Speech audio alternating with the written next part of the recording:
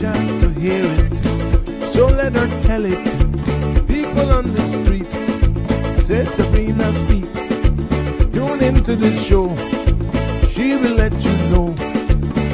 Tell all your friends and family.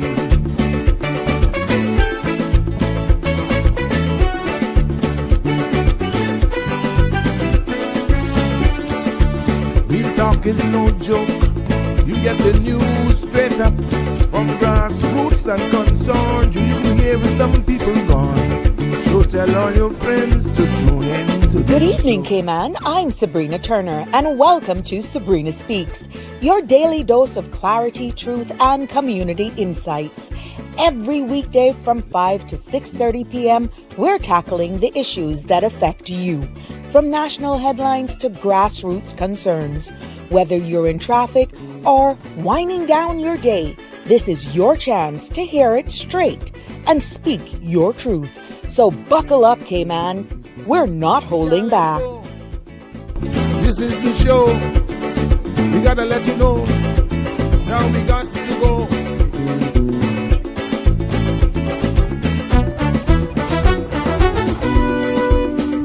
And now here's Sabrina.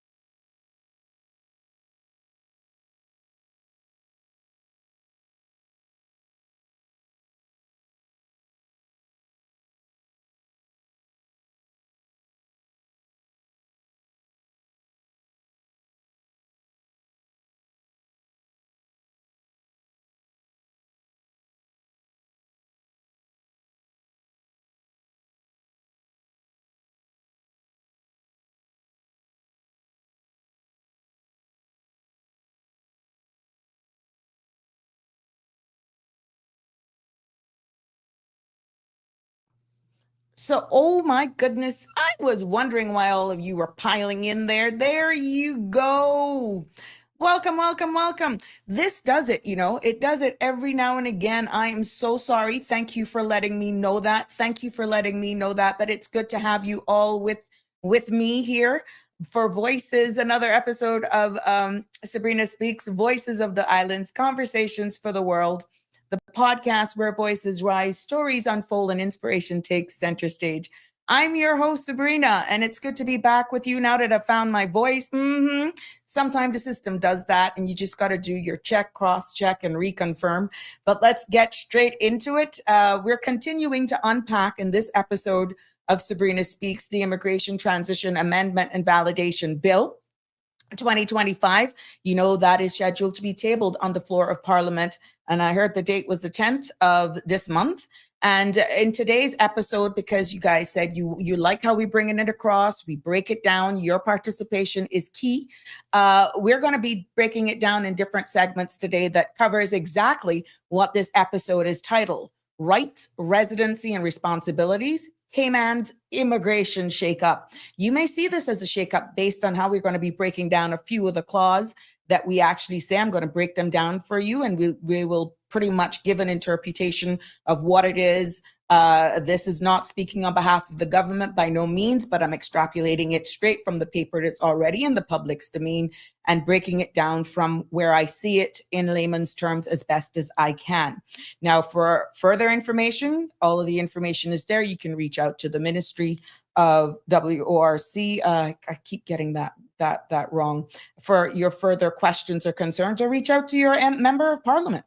They're the ones, should any further questions that is unearthed based on discussions that we have here come up, you can reach out to your elected members of Parliament. So we're going to be looking from new certificates. Yeah, there's a new farmhand certificate. It's a new type of work permit that persons can apply for, to stricter timelines for residency and marriage, to annual declarations and financial requirements. We will be going through those. And these amendments definitely will reshape the path to Caymanian status. And you're invited to join into the conversation. 345-936-8255 is the number to either call in and join in live on the conversation, or you can also WhatsApp that said number. That's 345-936-8255.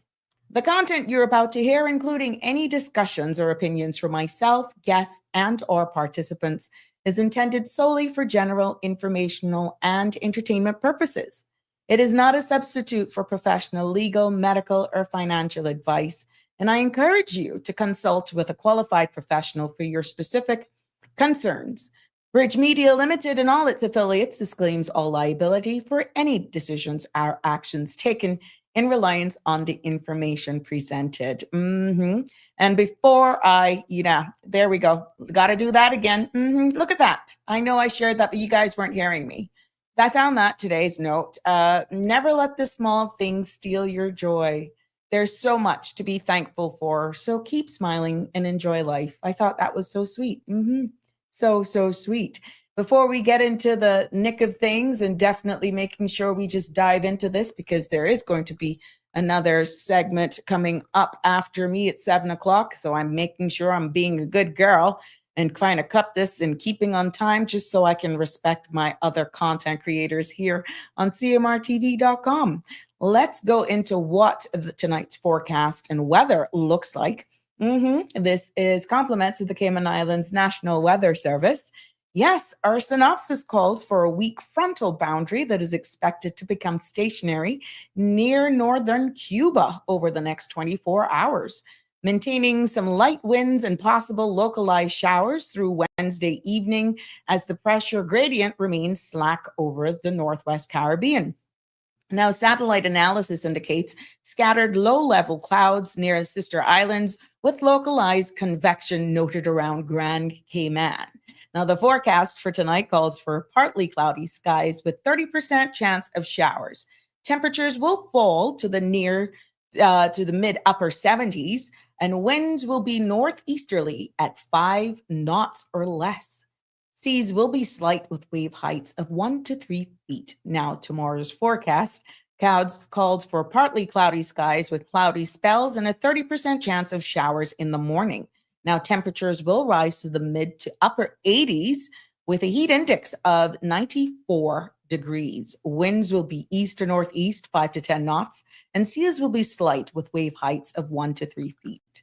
Now, for the tides. There is a high tide that is expected at 6:58 this evening, and tomorrow morning calls for a low tide at 1:48 and another high tide at 8:43 in the morning. Sun will set this evening earlier and earlier at 5:45, and sunrise tomorrow morning. Yes, my favorite time. 6:45 in the morning. Now, the outlook is for a gradual increase in winds and seas through Thursday morning as a high pressure system associated with the frontal boundaries expected to build over the southern United States.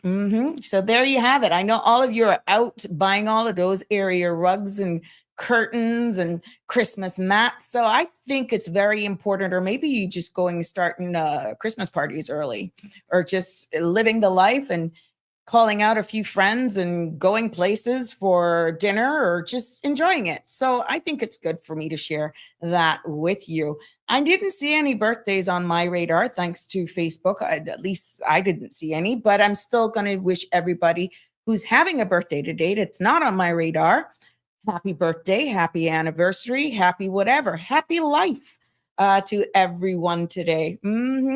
Thank you for all of you guys who let me know that I had no sound, Shaka Zulu. Maybe I need to do that to pull on it out. But thank you. Thank you so much.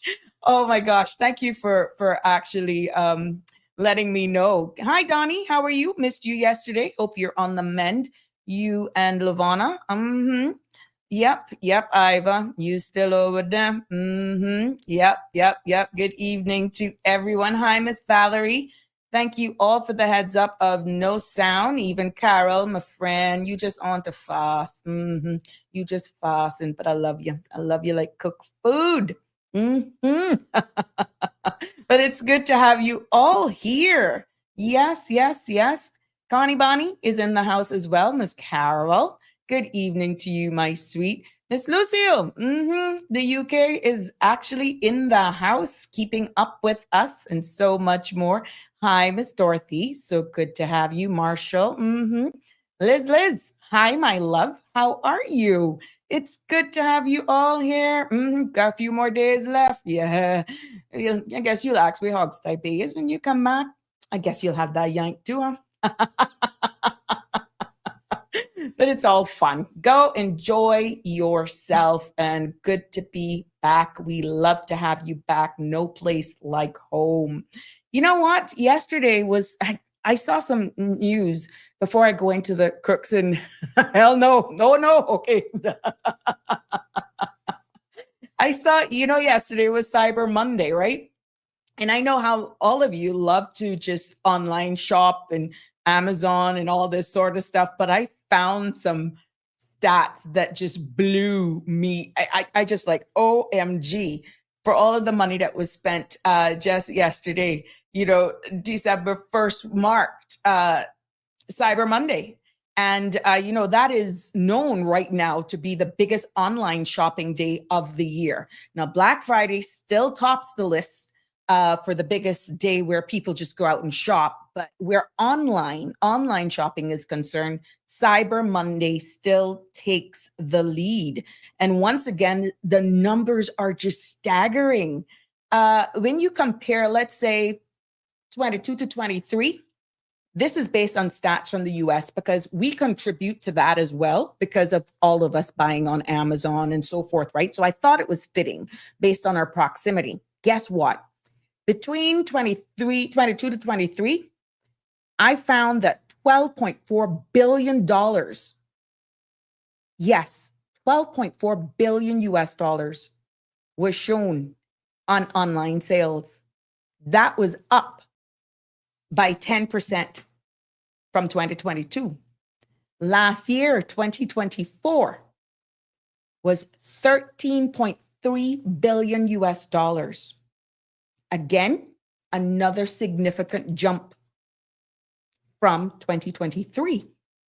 Now, this year, 2025, yesterday, the stats are in $14.2 billion just in one day online shopping. That, my friends, is a 6.3 increase over last year. Now, do you know what that means? When you compare that even to here in the Cayman Islands, even though we don't have our numbers as yet from the Economics and Statistics Office yet, we know e-commerce is growing fast, and more of us, as we said it, are shopping online for electronics, for clothes, for household goods, especially with international retailers. We see it.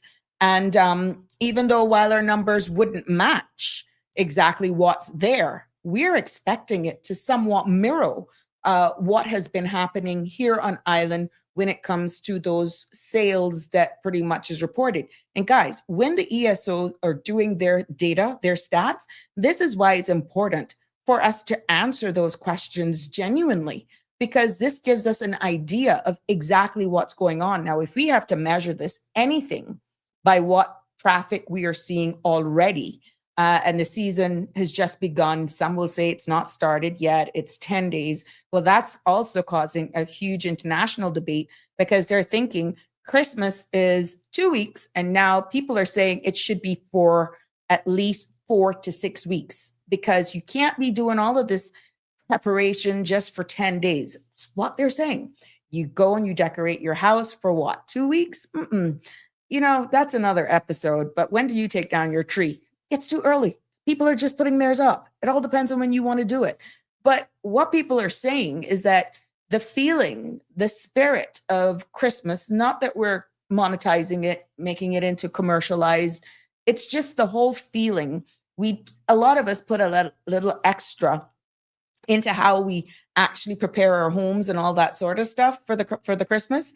But they're saying 10 days is not long enough. We want to bask in that moment a little bit longer. And it is now sparking some debate where it's probably going to be a case where we're going to look at this now for a month. Because you saw what happened. We came straight out of Halloween, kind of somewhat skipped Thanksgiving, but not here in Cayman. Oh no, because we got some information, things happening in Cayman this weekend. But what I'm saying, these numbers were so staggering. I had to share that with you because we're all about sharing and learning here, right? Yeah, we are all about sharing here. And I thought that was important. So, you know, it's from what we're seeing, Cyber Monday is just more than a shopping spree. It's a signal to economics that gives us some kind of idea of where they're shifting, whether it's better or worse. And for us here, you know, it is a gentle reminder of where e-commerce is going. And even though a lot of places here don't have a lot of online shopping, I can see that actually being something that we can it's coming. It is coming. Why were the come out from? You brute. Leave me alone. Leave me alone. You pick up on everything, Connie Bonnie. Nothing bad. Don't worry about it, my love. Well, you know what? Like I told you, this weekend is no different. Small business holiday market. Yes. And we got to go out and support our small businesses here in the Cayman Islands. That is taking place this Saturday from 4 until 10 at night. We are going to celebrate the season together. You something else, you know. This Saturday, December 6th, from 4 to 10 on Cardinal Avenue and Albert Panton Street. There will be come out, and the town out there will be bustling and alive as a small business holiday market and festive evening of shopping, food, and community spirit. But guess what? That's not all. There is a clarion call. There is a public call for all choirs and any vocal groups across our 3 islands to step forward and showcase their talent at this Cayman Christmas event. Yes. You know, there is an opportunity. There is a chance to win 3 cash prizes. First prize is $2,500. Second place prize is 1,500, and third place will go home with $500. So we're encouraging you, if you got the talent, you got the skills, this is a call. It's happening this Saturday to register at yschevents@gov.ky to secure your spot. And who to tell? I'm going to put this email there. To who to tell? You could be the lucky winner of one of those cash prizes. So if you got the skills, you got the vocals, yeah, I suggest you email them, tell them you're interested in entering this. And I want everybody else, even if you can't sing, to mark your calendars for this Saturday, December 6th from 4 to 10, and come out and shop local, support small businesses, and enjoy the music, the food, be a part of the celebration. I can remember the days when Georgetown lit up between Bayreuth, Kirk Plaza, and Colmart. OMG, let's bring that back to town. Yes, please, please, please. Let's bring that back to town. Yeah, hoping to see you. And if you see me out there, just give me a nod, a tap on the shoulder, say hi. I'd like to put the faces to the names, because some of you that be Shaka Zulu, I would like to see who Shaka Zulu is. Shaka Zulu, if you see me out town on Saturday, just tap me now. Tap me. I guess everybody would be tapping me now, then I'll still be confused. But it's good. Let's make sure we go out and support our small businesses, right? Oh, have you guys heard? Just moments before, what was this? Just moments before I came live, I saw where our government has just unveiled the new gov.ky.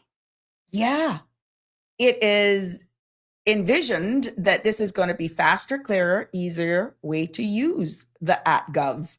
And it's more than just a website is what they're promising.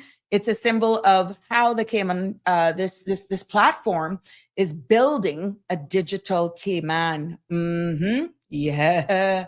So gov.ky as making their step into their modernization into this digital world that we are. And, they're going to be able now to do from this actual website, online payment systems, e-government portals, here we go, digital IDs and strides in opening data. So these are like building blocks to getting us there, modernizing how we interact, engage with government. And pretty much it's promised to give you easier access to, let's say, forms and services and trusted information that comes from this dedicated site, right? And then for businesses, it is actually streamlining. What is envisioned is that it's streamlined processes and less red tape. And for the average person that is using it, more efficiency and less duplication of efforts and works. And for all of those persons who may just happen to land on there because you're wanting to engage or transact business with a government agency that you can't get these services anywhere else, it gives you clearer guidance and resources that is all in one spot, not getting different versions. So we're hoping that, all the ministries and departments will be joining this at some point, is what is envisioned in 2026. And it is actually building what is earmarked as a smarter infrastructure, digital health records, fintech innovation, and it's also a platform that you can learn. So whether or not it's coming, and I'm quite sure they're going to be letting you know, your feedback is welcome as well. And, at the end of the day, digitizing our jurisdiction isn't just about replacing people. However, because at some point we're still going to need them, they make systems more efficiency. However, at the end of the day, it may not be the intention, but if we upskill ourselves accordingly, maybe you can actually be one of those who are there for the test of time. And as I've navigated this whole new space, oh my God, it's kind of intimidating though. Oh yeah, it's a bit intimidating. But once you get into the groove of things, you actually work smarter and not harder. So the future is being built right now, and gov.ky is just a start. As this continues, we will definitely follow it through. We'll give you updates, and I'm quite sure they're going to do their PR on it as well. But I thought it was good for me to share it with you because it popped up in my messages, and I thought it would be good to share it with you. But for those of you just joining me today, it's good to have you. We're going to be, you've been asking clause by clause interpretation of the Immigration Transition and Amendment Validation Bill 2025. Thus far, we, again, it's going to go to Parliament on December 10th. So we will continue to unpack this bill and what it really means for Caymanians and residents, from new certificates, as I said at the beginning, to stricter timelines on residency, marriage, and annual declarations. We're going to break it down in plain language. That's what I aim to do here this evening. Who qualifies under the new rules or laws, what changes for families and spouses and even dependents as well. There's certain protocols that will actually come under this, and why compliance matters. Responsibility definitely is going to be placed more on applicants and holders of certain certificates, and how failure to file and notify WORC could cost you your status. Yeah, it's real. It's in there.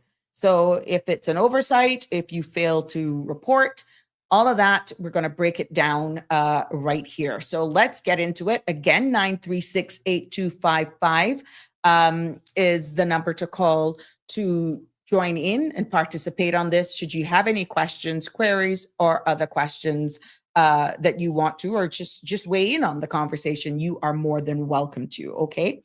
Now, we already broke down the transition clause. Danny, Mr. Balika, weighed in on this, the sellout clause. So there were other parts of the clauses, and it's huge. Guys, it's a lot.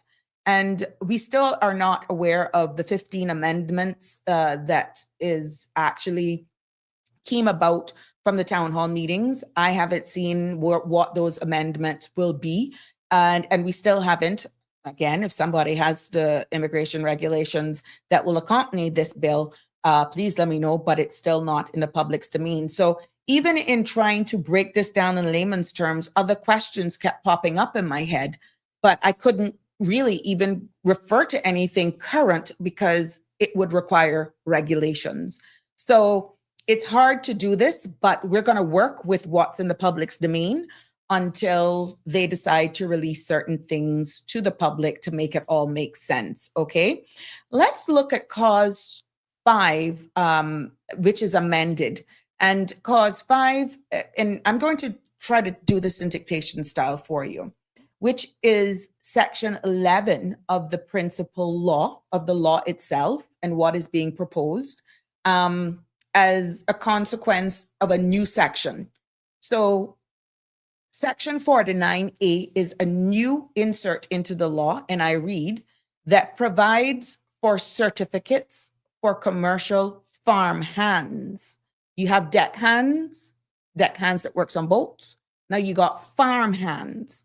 And this clause, as stated by the law, provides among the functions of powers of Cayman BRAC and Little Cayman Immigration Board, so that their powers to process and determine these new application types, okay? And these applications will be for commercial farm hands, okay? Now, 49A1, the certificate for a commercial farmhand may be issued in accordance with this section to the employer of a person specified in subsection 2 to permit the person to work or continue to work with the employer at an agricultural enterprise named in the certificate in the capacity of a commercial farmhand or in another capacity where the person is caring for a farm or cultivating land. So let's say you have somebody right now as a farm helper. And once you're under that type of premise, under the present law that is at hand, once and if this law is passed as being proposed, they can now actually change their job title, change their work permit to be labeled as a commercial farmhand. And in layman's terms, what this clause is saying from what interpretation was given, or what I can get from it for this purpose of all of you guys out there who own land and you're farming and you got these persons on there, you know that this certificate actually says if you're 65 and older, you can't apply for it. And if you're not 65 yet, at the time that you apply for it, immediately once you turn 65, it makes the certificate void. But let me break it down. This law is being updated because before there was nothing pretty much outside just going through the regular work permit process. And it is adding a new responsibility as well to Cayman and Little Cayman Immigration Board. That's what this particular section is doing. Because this new law is about exactly what I explained to you: commercial farmhand, commercial workers working on a farm.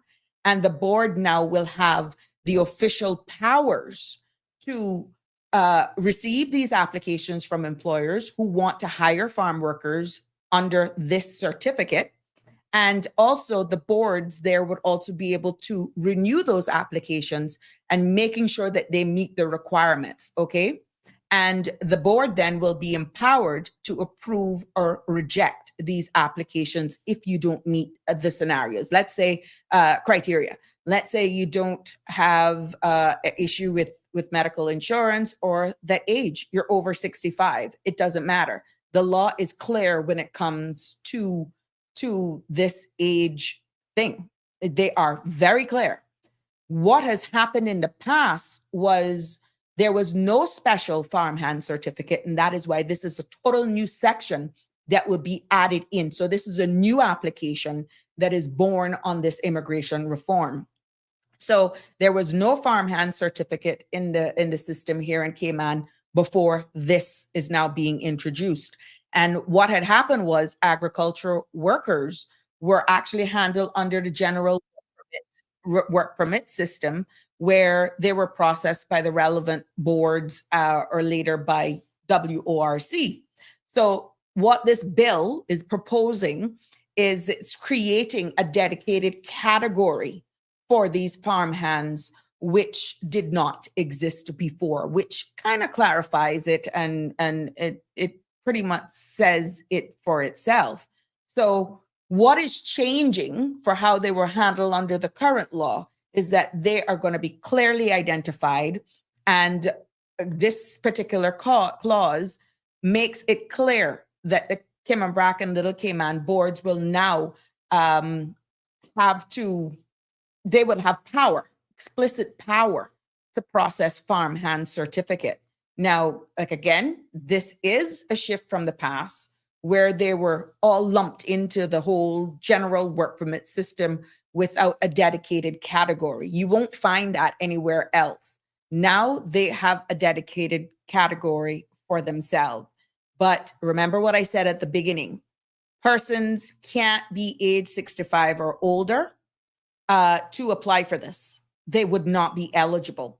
And once you become age 65, and I quote, the certificate for commercial farmhand ceases to be valid on the holder of the certificate attaining the age of 65, end quote.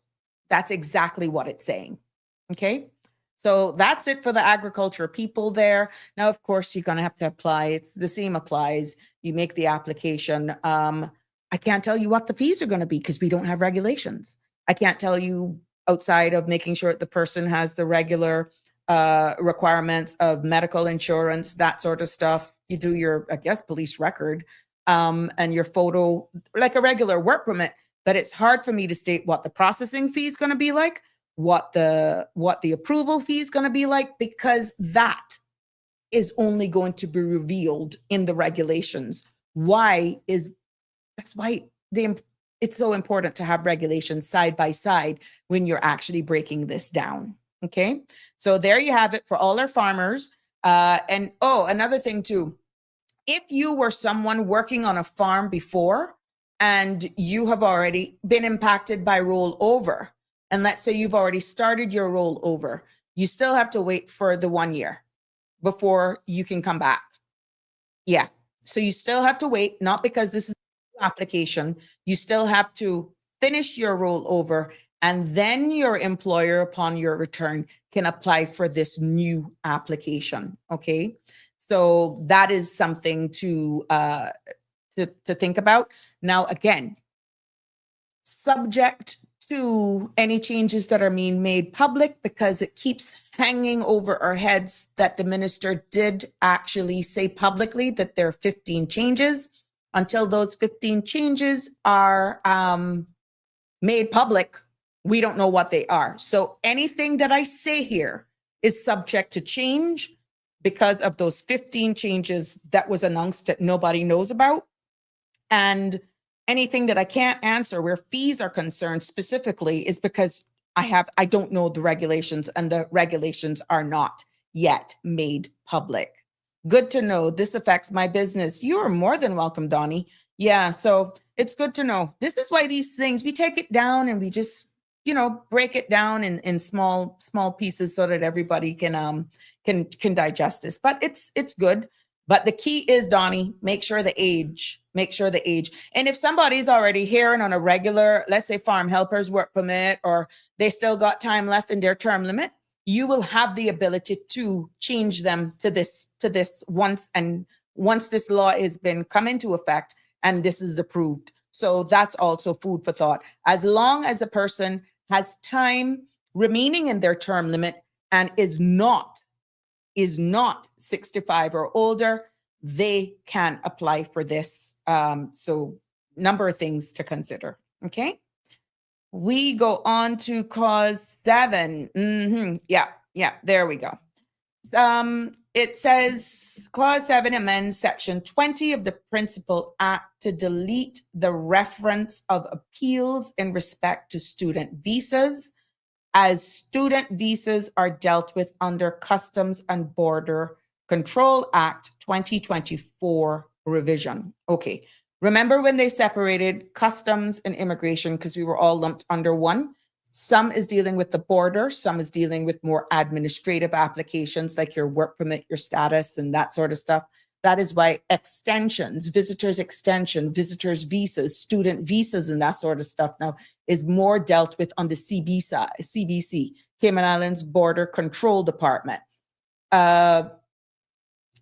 Permanent resident status, amendments to work permits as a whole then is dealt with on the more administrative side. That's WORC. That was a separation that took place. So what this actual clause is saying is that the current Immigration Act used to mention that people would appeal decisions about student visas under that law. But now student visas are no longer handled under the Immigration Act. They're going to now be handled under the Customs and Border Control Act of 2024 revision. So what that particular section is saying is that immigration, and I told you a part of this reform is cleaning up some things that may have been overlooked when they were separating the two. And this is basically a cleanup Immigration Act by removing the outdated reference to student visas appeals. So maybe this was something that was a simple oversight when they did the separation, and now this is a cleanup exercise for this section, because then you had a certain portion of those applications being dealt with by CBC, but then if you had to appeal it, you appealed it to work. It didn't make sense. So what this is doing right now, if a student visa was denied, the appeal process was mentioned in the Immigration Act. But since student visas are now handled under the Customs and Border Control Act, the Immigration Act does not need to talk about it anymore. That's it in layman's terms, right? So all they're doing is deleting the old mention of student visas appeals because now they're covered under a different law. So what it really does is, because we all know, even me myself kind of get confused. You got to think of it, border admin. That's how I have to separate it. It avoids confusion, to be honest with you, making sure that only one law, which in this case for these applications, Customs and Border Control Act, right, will deal with student visas now. So you don't go to Mary Street if you have a student visa application or you need an appeal. You will go to Elgin Avenue across from Government Admin Building to deal with anything called visas. And it actually helps with consistencies. It keeps Immigration Act focused on exactly what I'm saying: work permits, residency, right to be Caymanians, and other immigration matters, and just not student visas. That is pretty much what it is. And it's efficient because students in schools now pretty much, there are visa issues. And that's why border is actually dealing with it, right?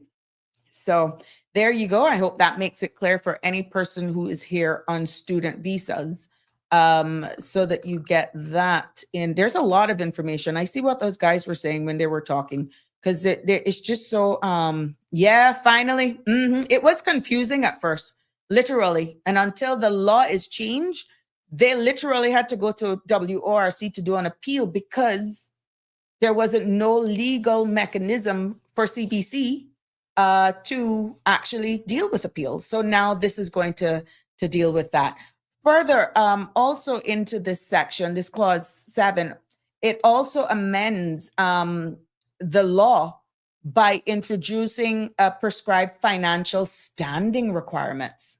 Yeah, they're looking at the financial side of things now, that the applicant under this section with dependents must be allowed to, must meet, if they're here and they're under an appeal, the applicants with dependents must meet the allowed amount to remain in the islands by the Director of Work. Now, you want to hear what I tell you.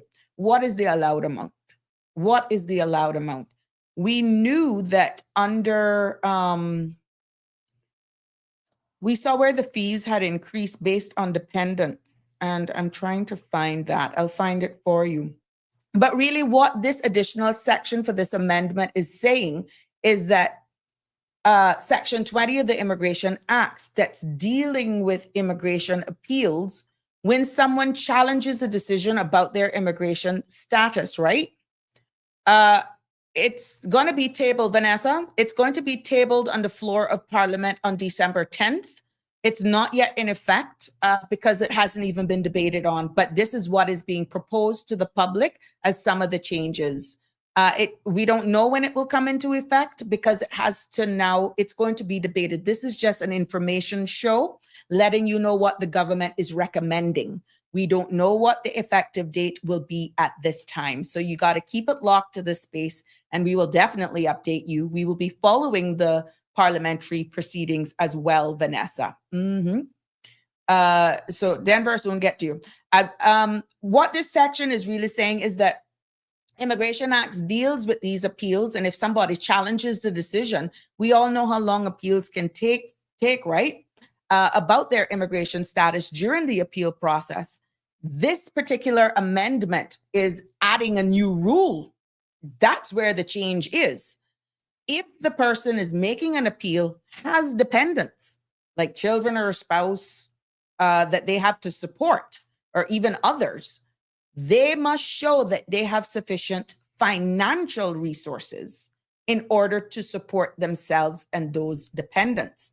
Now, also in that, the Director of Work, Workforce Opportunities and Residency, Cayman, that's a mouthful, they will also have the task of checking the financial standing before allowing them and their dependents as well to stay in the islands while the appeal is being decided on. So this is a key takeaway. because before, nothing like this was actually cited in the law.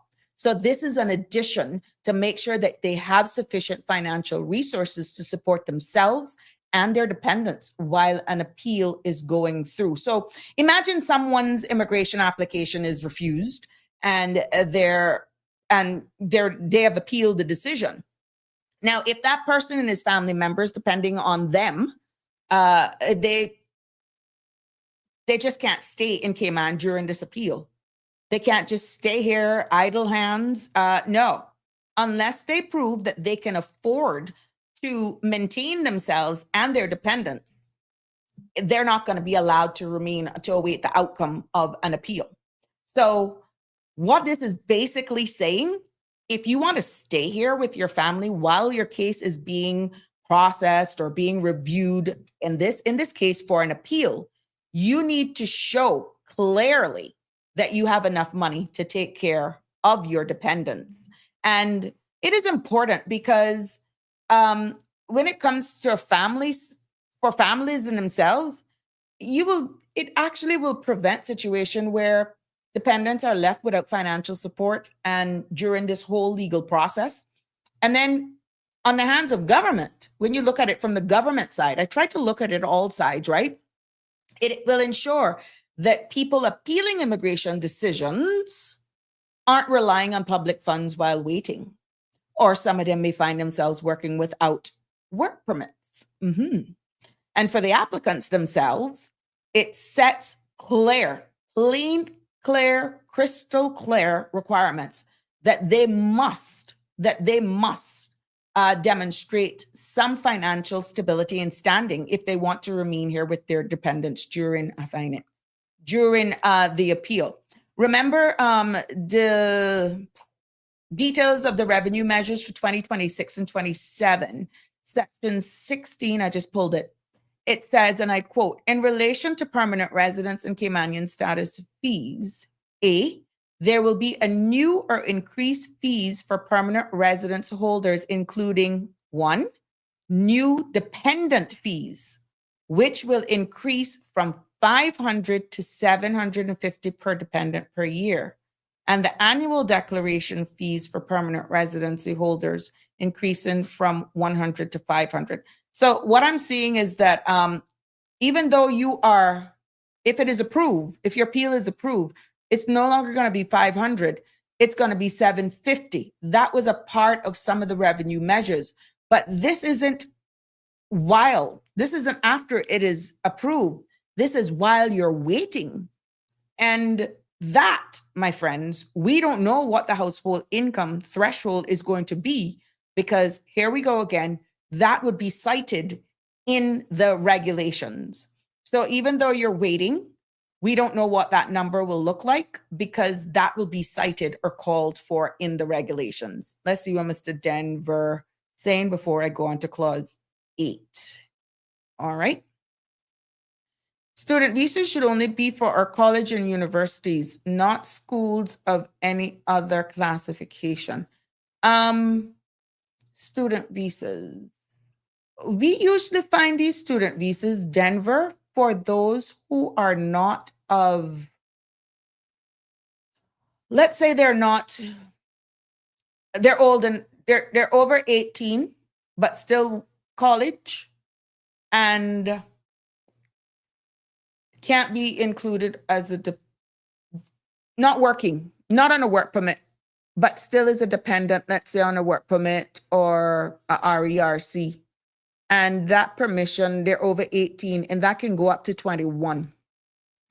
And it has been a little challenging because I've always cautioned parents of children or young adults, let me say it, because those are the ones that are usually the most testy. In my old days, where we would have, where we would have the children accompany the parents, and the kids decide, they know that they're here on a student visa, and they decide, I don't want to do a term. They don't have the luxury of skipping a term, skipping a semester if they're here on a student visa. They don't have that luxury because it is subject to them being full-time students. And this can cause a lot of stress on parents where they're trying to make their kids finish their tertiary studies here. And also, in many cases, try to meet the legal and ordinary resident requirement to possibly be eligible for permanent residence in their own rights or even Caymanian status, these children. And these children are wanting now to either cut school, and their facility only allows them to be here on a student visa. What happens if that is the case? And I hope immigration picked this up now that I'm talking about this. If that is the case and the kids decide, I don't want to go to school, I want to get a job. Remember now, they're not Caymanian. They would automatically, because they wouldn't be no longer deemed as a student, they would fall away as a dependent on the residence and employment rights certificate. Let's say you're a spouse of a PR holder, spouse of a Caymanian. Those kids making that independent decision, once they're over 18, automatically falls away and no longer is a dependent. Yeah. If they decide that they want to get a work permit, then they're left out in the wilderness and hope that the work permit is approved. So a lot of them are not of the age to even understand how technical it is once you go down the path, especially if you're not 18 yet, not reaching the eligibility period or the legal non-ordinary resident requirement to apply for permanent residence in your own means. And sometimes their only saving grace is remaining a full-time student. And I have seen parents cried. I have seen kids just pretty much, young adults, sorry, they're not kids, young adults just lash out. They go to school, their parents are paying out of pocket, they're not Caymanian, they can't get a scholarship, and they waste their parents' money because their parents are just trying to solidify their immigration status here, and they find the money, fork up the money to send them to school, and these kids just, they're lashing out because they don't want to go to school. They want to go to work. And the parents have a clear understanding of the challenges when it comes to getting work permits here. So I hope that some of the young adults who are listening to me and understanding that their parents are making huge sacrifices right now to keep you here on a student visa, hoping that you'd get a tertiary education, bring home the grades, and then if you want to go off to university on your own steam, then you go. But many a times it is to actually protect you for going on to the next status. Yeah, I'm saying it, to acquiring Caymanian status, because some of these children come here at age 13, 12, 13, and by the time they reach age of 18, some of them would not have been here for 7 years to be able to meet the requirement. I know this immigration reform is trying to stop all of that, but let me tell you, there will always be those possibilities, because if you don't get it through the work permit, if you don't get it through the student visa, guess what? They could probably end up marrying very early. And this is why our gatekeepers need to gatekeep. Now, I say that, let's spin it on the other side. For those persons who are here, and we don't want to bar anybody, just let me make it clear, who may want to better themselves and go to school. But look at how lopsided it is. Look at how lopsided it is. You could be here on a work permit and you don't need a student visa to go to school. Yeah, but you can't be here on a student visa and go to work. So that has been a debate as well. And I think that that should be explored. Maybe that's one of the 15 amendments. I don't know. Yep. So there you go, Donnie. You said it. You said it. Yep. And we know that some of them still work. They are still working. So these are some of the things that, it's really hard to call it. And unless somebody actually calls it out, you don't know, because these kids are under the radar. Unless they fail in their grades and immigration, do these midway checks to see, ask for results and sign the confidentiality clause that immigration work, CBC actually can go to these colleges and universities to find out attendance records, grades, if there's certain GPA and all this sort of stuff, to find out if their accounts are in good standing. unless enforcement arm does this, these kids are out here on a student visa. They could possibly be working, or they could not. Some of them may not be going to school, and you would not know until the renewal of the student visa comes about, and or you realize that there's trouble in the camp, and the parents now are educated to say, look, if your kid's not going to school, they don't have the choice to say, I'm going to miss a semester, because this grant of a student visa says you have to be a full-time student. Okay. Things happen. Sometimes these young adults gets pregnant, and nothing stopping them from going to college and university if they're going to be expecting. But that changes as well the rules of the game as well. So this is something that requires constant support. It is also another opportunity that if that door isn't closed, it'll be another way in. Nothing is bulletproof. People will always be crafty. And when it comes to your children and dependents, people will do what they have to do to try and get it done. But this isn't the Western world norm to be able to pursue education without issue. If you already have a legal work permission to work in a country that you're not a citizen of.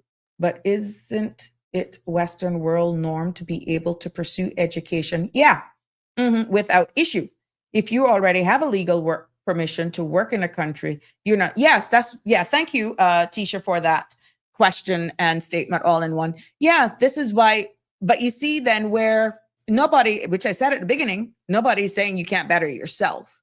But what I'm trying to say, the same does not apply when it comes to working if you're only here on a student visa. You don't have the right to work when you're here only on a student visa. But if you're here on a work permit, because of where we are, you can go to school to better yourself. But if you're here only on a student visa, you do not have any legal rights to be applying for a job or working for anybody. You're just here as a student. Yeah. What about the politicians that pay the school fees? Oh, dear Jesus, for the vote fee. To each his own until you can prove it. My God. There we go. There we go. There we go, Dean. Sounds like this good ship Cayman has a lot of holes. Well, look, if I educate you, I'm here to say that at the end of the day, no law is worth anything unless you have enforcement in place. And this is why I will continue to advocate, and Dawn can support me here, having been a child, having been employees of immigration when it was under one umbrella. We saw the importance of funding. We saw the importance of training. We saw the importance of making sure you have the necessary skill set and tools in order for you, including manpower, to actually do your job. So it's no different right now where enforcement officers are concerned. And I'm putting them all in one lump for the sake of this conversation. Our guys are going to have to be constantly trained on case file management, which means they're going to be needing funding. They're going to be able to sensitize them, how to hold and withhold information, how to do investigations. And even if, God forbid, you have to investigate somebody that could be your neighbor or your friend or somebody that you go to wet fets with. Come to think about, a long time I hear about one. Yeah, I digress. But at the end of the day, you got to do your job. You're there to enforce. You're there to uphold the law. And there is no friend or foe when it comes to that. And if we don't enforce these, then all of these good amendments, yeah, I said good, because that's what Caymanian people are asking for reform. But reforms will mean diddly squat if they're not enforced, okay? Jasmine, good evening, everyone. Oh, really? Oh, it's snowing in Connecticut. Keep it, girl. Keep it. Just send us some cool breeze. Send us a northwester. Good to have you joining us, my love. It's always good to have hear from our people all over the world, in the United States as well. Yes, because you're international. Donnie, yeah, we know it all. Hope to take, yeah, I hope they take our advice. It is, I'm just hoping that we will, well, budget is gone, finance committee is gone. But I'm really hoping that they prioritize making sure, keep that, Jasmine, you keep all of that snow, just send us the breeze.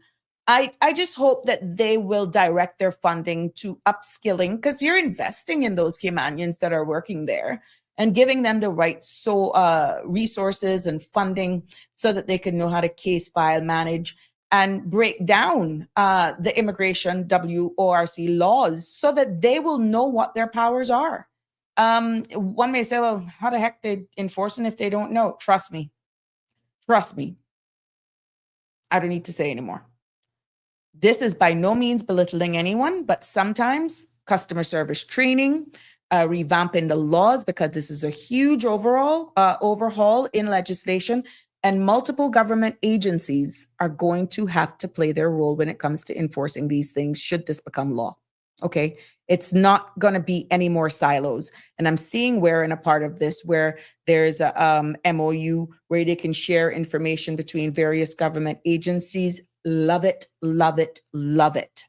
I love it, because now it's enshrined in legislation that allows them to do that. It's no longer, this my data, no your data, you go find it yourself. And it's duplicating of efforts, when yet we're all trying to be a better, where legislation is concerned, to deal with immigration issues. So yes, I'm hoping that the staff will be brought up to date with these in layman's terms, and just highlight for the purpose of their roles to know exactly, this is your powers. These are your powers. This is what you can do when you put on your uniform, when you're out there. This is your powers, and this is what we're looking for.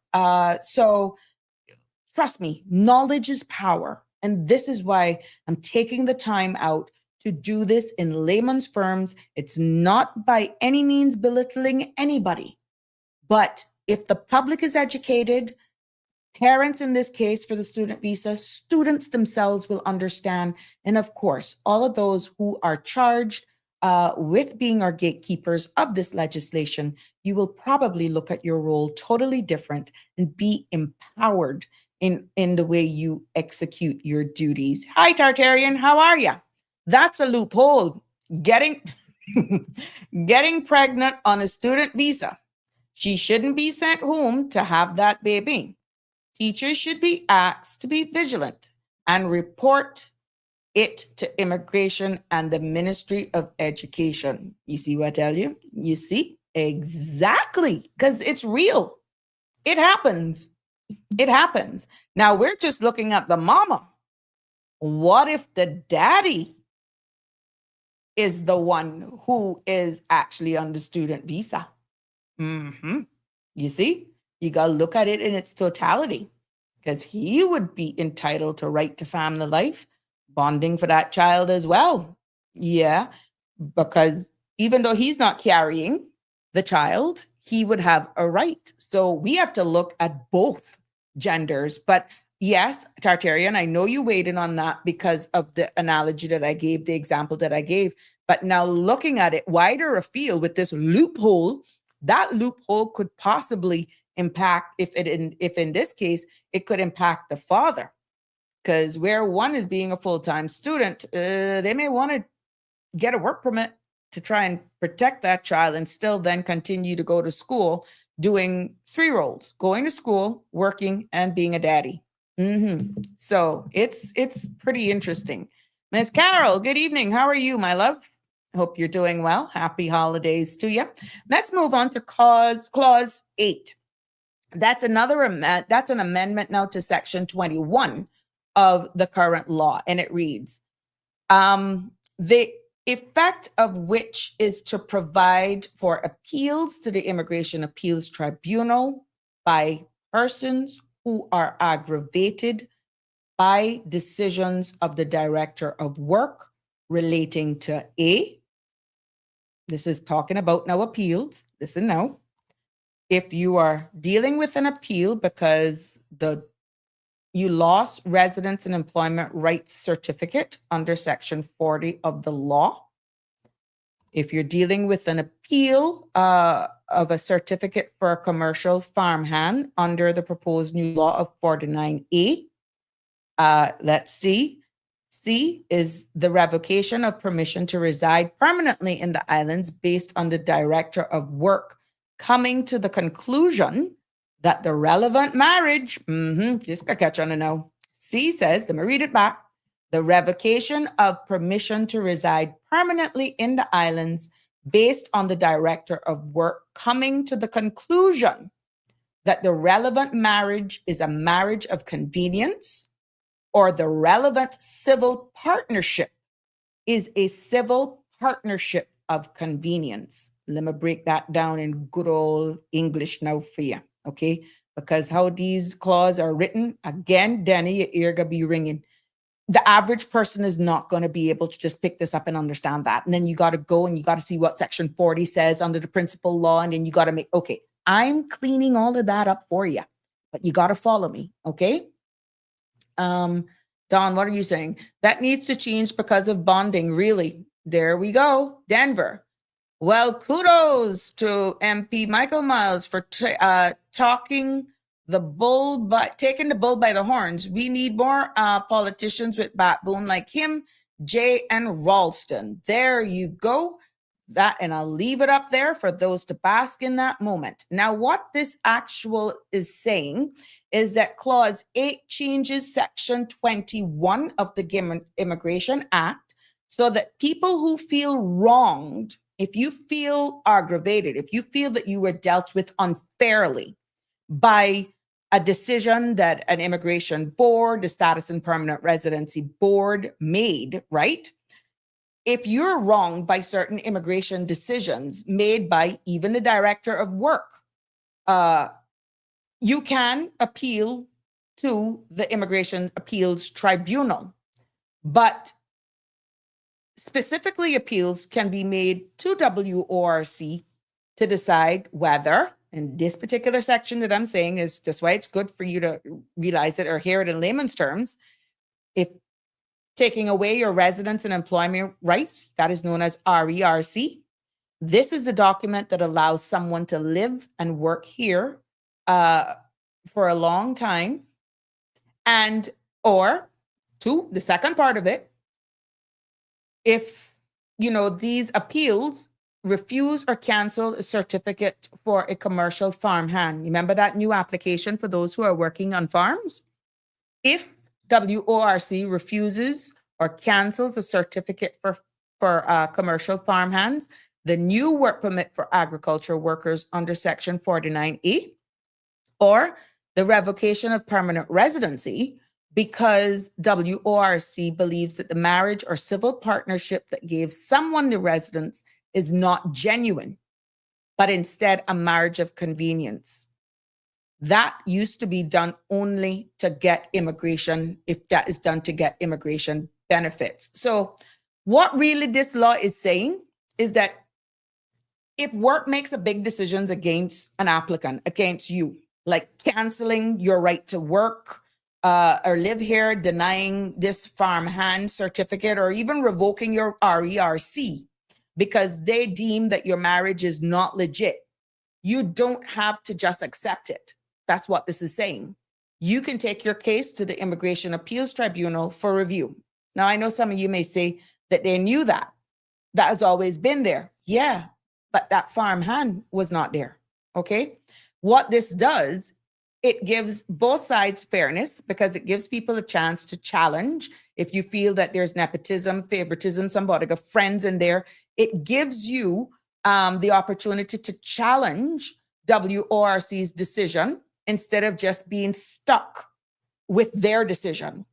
If you feel that somebody is just doing something against you, the board, the council just got some issues, there may be a member that said things that is not true, that may have yield to a decision, not that what you were looking for, you have the right to appeal the decision.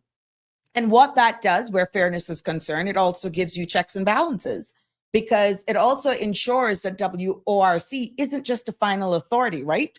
I know some of you may say this takes forever, but trust me, it will save us from bigger lawsuits at the end of the day. And WORC then in this case is not just a final authority. And there's an independent tribunal, the Immigration Appeals Tribunal, that is there to hear your appeal. What it also gives is some sort of protection and safeguards against possible mistakes, oversights, or unfair judgments, as I alluded to, especially in sensitive cases like we're seeing marriages or long-term residency. So at the end of the day, that is what that is there for, so that it's not just final and binding only by one body. And there's another step after that as well, you know. If the appeals upholds the decision of WORC and they, appeals tribunal, say, we're going to stand by the decision the WORC board, status PR board, whomever has made, you still have a right to judicial review. Yeah, that you need an attorney to do. You will need an attorney to do that, okay? Rosemary, how are you? Can a government worker put in a work permit for his or her spouse if they are living for 9 years? Can a government worker put in a work permit for his or her spouse if they're living for 9 years? The worker is a Caymanian. Non-Caymanian workers can't apply for a work permit unless I need more context. That's just not a straight up answer. Yeah, I get more context is needed. He has his PR. PR holders can't apply for work permits unless there's again there. I need more context. More context for this. If they have a trade in business, let's say they're a shareholder of a company, he has PR. So the PR holder wants to apply for a work permit for his spouse. Put it all together and let's see if we can hash that out. Yeah. I think we need to look into this Cayman that we have imported this island, Interpol, and an FBI. Once upon a time, for big applications like PR of independent means, I think there was a time too that status application, when you were here for 10 years or more, that they used to run you over Interpol, run you through Interpol. And I think that stopped. I stand to be corrected. Unless something is red flagged, then that's only when it's escalated, because we were seeing where it was taking forever to get those findings back, which of course it is Interpol. And there was a subscription fee. I think that should be reintroduced. To be honest with you, I've heard on other platforms that people were asking for Interpol to be done straight across the board, because you can't trust the police records. I think this may actually get a little controversial. With facial recognition and biometrics, that's going to actually help a lot. But again, it's going to take time to get there. And with what we're seeing in the digital space, I think time is going to come where all of these systems are going to be connected, that how we actually do searches here in the islands to do background checks on people will actually be streamlined if we start doing mass fingerprinting and digital facial imagery. Now, bearing in mind, some of these Interpol checks, if you have not been found guilty of any crimes internationally, let's say you're here under an assumed identity, and we could go all over the place with these scenarios, the person that's before you, how do we know that that's the person? So unless they've been committing a crime, it's hard. But it does actually help. It gives you some comfort. Is better than none. That's just something that WORC would possibly have to fund, and what specific applications would be subject to Interpol.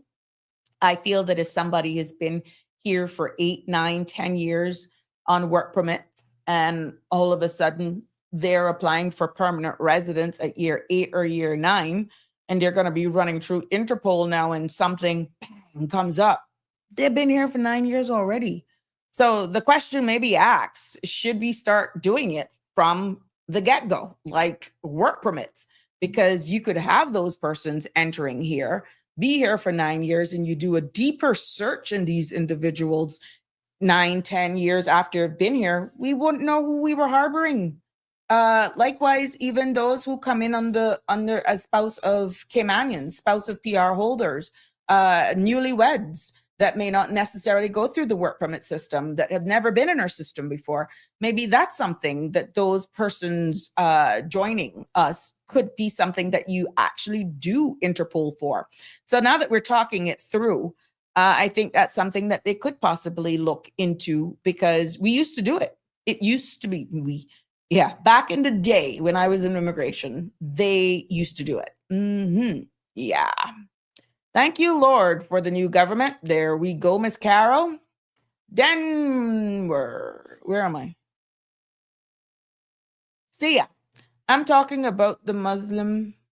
Oh, we have imported to practice Islam in Cayman. Freedom of religion and that sort of stuff. Let me tell you something. You can't bar them for that, to be honest. And those are one of the things. You saw he was on Sandra's show, and I think cultural differences is huge. And I'm hoping that what was explained on that platform, that both sides, well, at least theirs, based on what was said, the religion is one thing, but the personalities and cultures that come with what I'm thinking you're going at, is that we need to, and I see how the Caymanians stood up and defended who we are, and respect is due on all fronts. So I got apology from that guest on the Cold Hard Truth, and it speaks volumes of who we are as Caymanians without being prejudiced, being respectful of other people's choices as well. But it was loud and clear that whatever, I didn't see what was posted, I didn't see, I can't comment on it, but whatever it was actually struck a lot of nerve here to that community. And it struck a lot of nerve here for Caymanians, thinking it was disrespectful. And I'm hoping that lesson was learned on that side, that you are welcome here, but you have your boundaries. So yeah, at the end of the day, I got the fact that he apologized, and hoping that we can all coexist here respectfully, no matter who you decide to serve. Denver, yes, anyone can. Don't mean it will be granted depending on the circumstance and history, Denver says. Someone pretending to be me in your courts extempore. Who to trust? Oh, Real Michelle, how are you, my love? See ya. I'm sorry, but don't trust. Oh, okay. We can't just, unfortunately, we just can't do that. We're seeing where hate crimes are coming, because in the US, where there's just people hating other people because of their religious beliefs. Now, these people are going to have to do some homework, probably based on what back in the day, history context, and what and how they believe, and yada, yada, yada, people that have given them a bad impression. Maybe they got to do some homework and have a little bit of humility. But cultural difference, Western way of life, and where they're coming from, even genders is an issue. Females are seen less. And we are subservient, and that doesn't work here in this part of the world. And I feel the mere fact that they're coming here, want to live amongst us, that is a personal cultural shift that they have to get accustomed to, not us having to get accustomed to what they want to actually change, because it has to be a balance, and we shouldn't have to conform ourselves to your way of life when you have made the decision to come and live here. And I feel respect goes both ways. That's my take on that. Tartarian. I agree, we need to keep an eye on the Muslim preacher, Ayman. Oh, the question is, who took out his work permit? No one should be here preaching hate. Other countries are kicking them out. There we go again, Tartarian. Thank you for that. I didn't even know that what he need. That is the enforcement arm. And I'm quite sure you have to look at the conventions of our Constitution, the terms and conditions of what grounds were made for the work permit and all that sort of stuff. But the mere fact that the work permit was approved, if it is an organized NPO, a church, then, and if followed all the checks and balances, here we go again, based on our laws, and no laws were breached that allowed them then to be approved a work permit, you cannot wrong the people for applying. If we don't want them and it's a delicate balance, people have the right. So yeah, it's a delicate dance. Good evening, Danny. What hole did you crawl out from? Welcome to the show. From the real world. How are you? Not bad. What's up? What's on your mind? Religious thoughts Mhm. versus a political movement.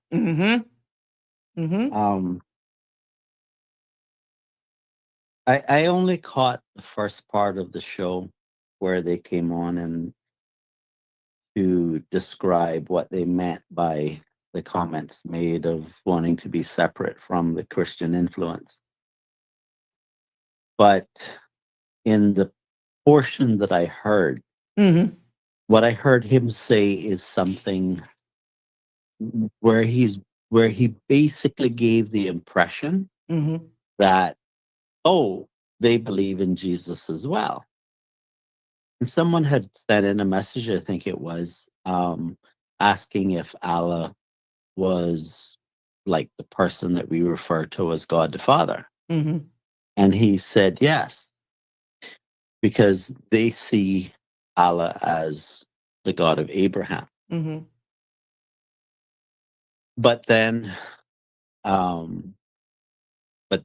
about Jesus, a little later on, they said, well, we don't really believe in the concept of father and son. And it was kind of disjointed like that. And he said, and then a few sentences later, I think it was, he said that they don't believe that Jesus died and that he ascended into the clouds and he would return in the future. Now, if you know anything about the gospel, you will know that what they are saying is an anti-Christian gospel. Because there is no point in Jesus coming to earth unless he was coming to do what God had required for the forgiveness of sins, which it means that, like, for example, if you go to court today for speeding, and let's say the judge passed a sentence of an amount that you couldn't afford to pay, someone else could pay it for you. Well, Jesus, because we can't, we're disqualified from being perfect. And as a result of that, the only option for our redemption is for him to die in our place to satisfy the requirements of God's law in order that God may be just. Because unlike humans, God just can't say, well, let's just forget about that. Let's pretend it didn't happen. It doesn't work like that with God. So he died in our place. He was buried and he rose again on the third day. This is well documented in even secular history, right? So what they did was they denied the death, the burial, and the resurrection of Jesus by saying they don't believe he died, that he ascended into the clouds. In other words, those who may have believed that they were somehow on our side by saying they believe in Jesus too, he wasn't saying that he believes that Jesus is the Messiah who came to die for our sins. He's saying that he believed that Jesus existed and he was a prophet, and that was it. But that's not what the gospel teaches. Okay? And the gospel of Jesus actually started back in Genesis chapter 3, which is way back when Adam and Eve were the only two humans that had been created. Because when they fell, it became necessary to provide a way for redemption. Mm-hmm. What you have to appreciate is that what they're saying is woefully incompatible with Christianity. It's not that they sort of believe in similar to us and just has a few differences. They are rejecting the core purpose of the gospel. Furthermore, the Quran allows them, while they are the minority, to, let's say, be less than truthful. But when they gain a majority, or they're in a position in which they would be administering the country, then the Quran requires them to insist that you become Muslim. If you choose not to become Muslim, you have an option of paying a tax. Mm-hmm. If you refuse to pay the tax, they could cut your head off. Now, I know that to some people, what I'm saying may sound outrageous. I'm just telling you what the Quran says. It's up to you Mm-hmm. to decide how you want to receive the information. So But what? they are incompatible with the Western world because Exactly. they believe in an autocracy. Okay, and that's not that. It's not working out well in the UK right now. Mm-hmm. I don't think it's going to work out well in the Cayman Islands. And Exactly. And we don't want that here, is what I'm getting from people. Well, I can assure you, you don't want it here. Because if you think you're afraid to talk right now, when a politician is willing to look at you with sort of, that look, Mm-hmm. imagine when the threat is a knife that takes your head off. You think you're going to talk then? No, you're not going to talk. So You're going to if be just as scared, and you're going to do nothing. And that will be the end of us. now we understand we're here in the Western world, and everyone knows, or we're biblical. We believe in God, even though other religions are here. But in this part of the world, the Western world, it is obvious who we serve.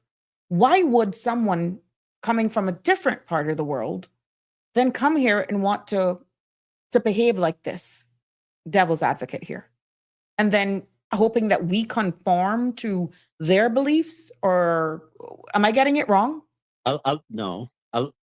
You're not appreciating the gravity of what I said about converting people to Islam. Mm-hmm. Converting, I'm operative word.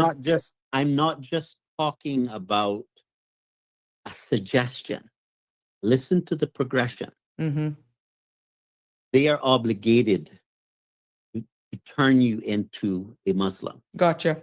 If you refuse, then they will require you to pay a tax I got you. to not be a Muslim.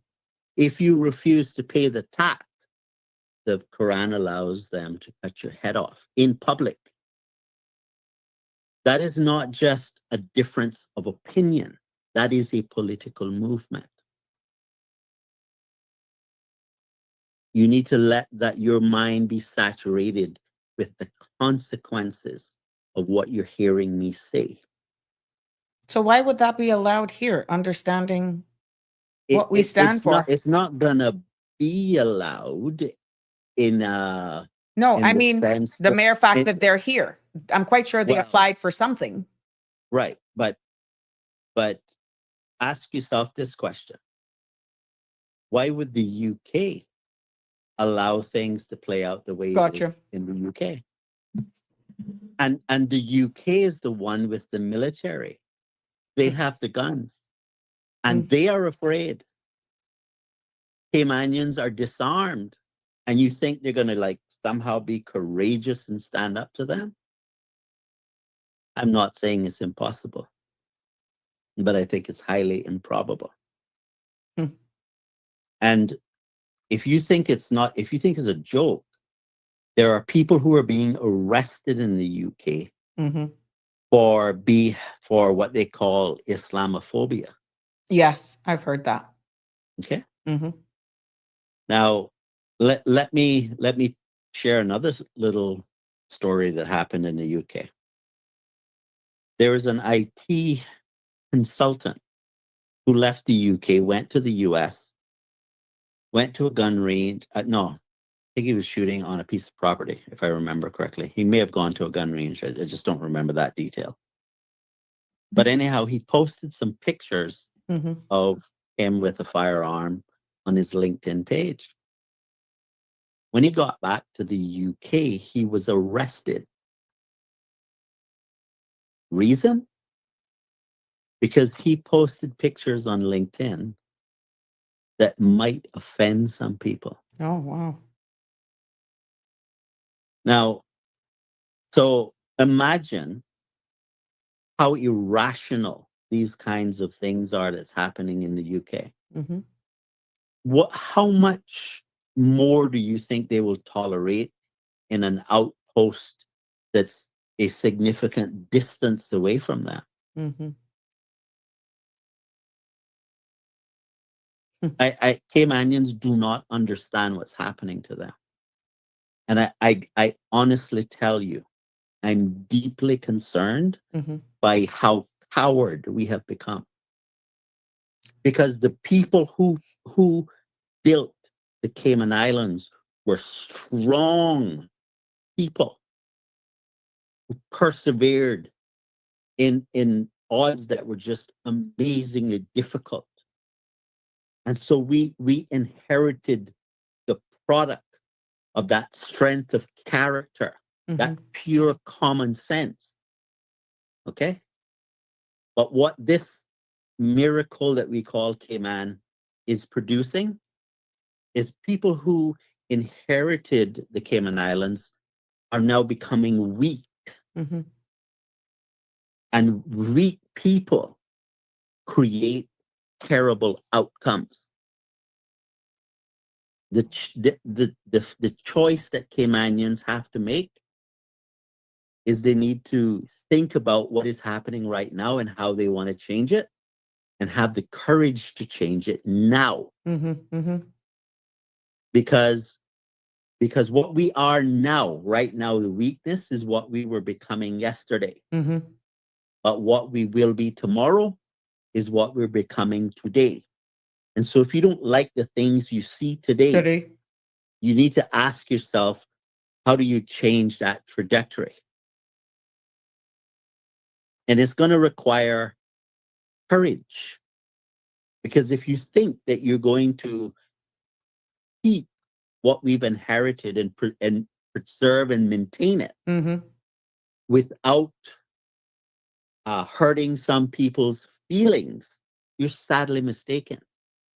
There is a myth that Jesus was a pacifist. That is absolutely false. Jesus was not a pacifist. In fact, many times his words were so sharp that I remember when I was going through like the entire Gospels, many times I said to myself, wow, I don't remember people telling me Jesus being this way. Because he would say things like, you guys are a bunch of snakes. He's talking to the religious leaders, you know. He said, you're a bunch of graves that are painted white. That's pretty harsh language. So if you're worried about how somebody might feel about what's best for us, I'm not suggesting we be rude to people. Right. I'm saying we need to be firm, we need to be clear, and we need to be courageous. Because if you don't, when it is their turn, you're going to be thinking, but that's not fair. Mm-hmm. But if you They're not keep going to quiet, they're not going to be worried about fairness, yeah. because to answer your question in a very direct way, why would they do it? Mm-hmm. Because the Quran commands it, and they see that as obedience to God. Do I need to explain it any clearer? Not to me. I got you loud and clear. The question is, what mechanisms are in place that allows or ceases to just avoid this from ballooning? I've seen a comment here that there's a Caymanian over there who has gone into that. I mean, Well, you I'm see what here I'm that it's saying? more than Yeah. a Caymanian. You said, no, this statement, you imagine that girl from Cayman went to England and Oh, found Islam. That is insane, is what this commenter is Yeah. saying. And at the end of the day, I think there was something about being in our politics. There was another comment here. What do you do? How do you, for those who, how do you actually toe the line of standing on what we believe here in the Cayman Islands and then balancing persons' choices in their religion? How do you balance that in a society like ours? Well, we have religious freedom, right? Right. So one can believe what they want to believe. But when you say that you're going to require someone to pay a tax if they won't believe what you believe, you're no longer talking about religion. Mhm. You're talking about a political movement. But And when you say, and Mhm. when it says that in obedience to God, you're supposed to fight the infidels, because that's the language used to refer to non-Muslim believers. Mhm. That's not a religious perspective either. That's a political perspective. Mhm. And we have, all right, so when you think about our laws, how our laws are constructed, they're constructed from the 10 Commandments.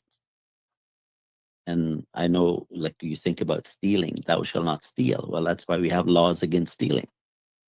Thou shalt not murder. That's why we have laws against murdering. Mhm. Thou shalt not covet. Why? Because that leads to all sorts of mischief, right? And I know that society does it. I don't necessarily agree with it, but society somehow thinks it's a great. Oh, see that rich person? Mhm. Let's tax him more and take the money from him. That's a spirit of covetousness. Mm. All right. So but the point I'm making is that Western society is built on the principles that God laid out, specifically in the 10 Commandments. Mhm. And part of the right to life, if the right to life is going to mean anything at all in practical terms, and I'm not talking about anything academic now, then by implication, it means you should have a right to defend that life. Right. Which also by implication means that you should have a reasonable means by which you can defend your life. Because having a right to life, but not being able to defend it is no right at all. Mhm. And so when someone says, well, I believe that I should be able to cut your head off because you won't do what I think you should do, you're talking about a direct threat to a right to life, which we have as a constitutional Just right. correct. So we're talking about politics now. This is not religion. Mhm. I know it's couched as religion, Mhm. but that's part of the deception. Mhm. Oh my God. So, But we're not, that's not going to be diluted. The people will stand by our constitution. And we need to be able to speak to our leaders to make them know that we have founded, that is our bedrock. well, There's something you just said there that I want to talk about. You said it's our constitution. I don't believe it's our constitution. It is the UK's constitution for us, Mm-hmm. because we are not a sovereign Correct. nation. Okay, so if it was our constitution, it would have been one that we fashioned the way that We wanted it. but that's not what we got. We got what they wanted for us. I just wanted, I think that's an important distinction that the That's public needs to that's bear in mind. profound. That is profound. And I don't think And people realize what it takes to even amend that accordingly. well, all we can do is ask them if they would consider Amending it. Mhm. because since we didn't create it, we don't have the authority to amend it. Amend it. Right. And that takes political will. Right. And individual courage, Mhm. because whoever the politicians are that would want to change the document Mhm. need to have the support of the public. It's And true. this is why you can't have a strong, prosperous nation with weak, coward citizens. It's impossible. I'm not using this language Mhm. to try to make people feel bad about, these things. I'm just trying to be accurate, Yeah. precise Yeah. about what I'm saying. This is facts. Because I don't want to be having this conversation. But it's real. But yes, It's here. because we're facing things that requires me to bring it up. Because when I look around, I don't see a lot of people willing to deal with these issues. And if we're not willing to deal with this, trust me, they'll walk right over us as if we weren't there. There's a question that was posed. What if one of those perverted, sick demons come to Cayman and proclaim the 9-year-old little girl is his wife? Can he claim human rights and continue to be able to rape the little girl here legally? Well, that's a bit of a controversial thing. Now, it's factual that the Quran supports that. But the reason why me saying that would be controversial is because, just like any other religion, not everyone in any religion studies the religion the way they ought to. Mm-hmm. So what it means is that you end up with a lot of people on various subjects that don't actually understand that is the case. And some people believe that it's just explained away, that, oh, it's not like that anymore. Mm-hmm. Well, the problem with arguments like that is that the reason why it's written in the language that it is, and they support that you shouldn't be translating it into other languages, Mm-hmm. that you should learn Arabic to read it, is because they believe that you risk perverting it Mm-hmm. by doing that. In fact, that's one of the claims they make about the Bible, that it's been corrupted as a result of translation. And so they make the claim that no, Jesus didn't actually die.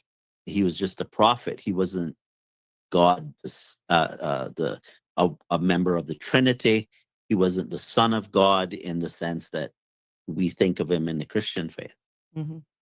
But and so you end up with people who are not aware that that's what the Quran teaches. Mm-hmm.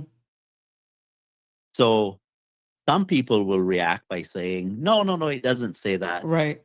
But in truth, in fact, they just are unaware of Really what what it it says. says. Yeah. And But it is there. And these people, obviously, you're speaking about certain things. These are easily accessible if you actually go searching for it, correct? Yes, It's out there in a public domain. Now, yes, it is. it is, and instead of you hearing and saying, this is what I hear Dennis say, this is what you can just Google these things and you can educate yourself Yeah. to see exactly. And it kind of makes you wonder then, like we said, political will and putting up our guards, defending who we are, our Western cultures and all that sort of stuff. And goes back to what you said. How do we navigate moving forward, coexisting with all of these different beliefs? What will it take? I think it's going to take all of us doing our part and standing together and in what we believe in, but still some level of respect, and knowledge is power. Knowledge is power. I agree, but I'm going to go beyond what you just said. Mm-hmm. In some respects, we have our own governments fighting against us. Yeah. And in one area in particular, I want to focus on, which is how many children can we afford to have? Because you see, part of their goal is to win control of not only just the UK, they want control of the US as well. And I'm sure Cayman is included by the number of children that they have. So what is said is that they will win by the womb. And you see, the reason why this is partly the government's fault is because the government has bought into really dumb ideas like, oh, climate change, the world's overpopulated and all that kind of nonsense. The Bible makes it very clear that no, you're not going to have sea level rise that destroys the world. Okay? The entire reason why the rainbow was created was to be a perpetual promise that the flood that took place with Noah would never happen again. The water is not what's going to destroy the world. But he did say what the world would be destroyed by. That's fire. God will destroy the world again by fire. So you don't need to worry about sea level rise. That's the least of your problems. But if you buy into the argument that we need to only have one child or just maybe two at the very max, we're going to lose because they're having 7 and 8.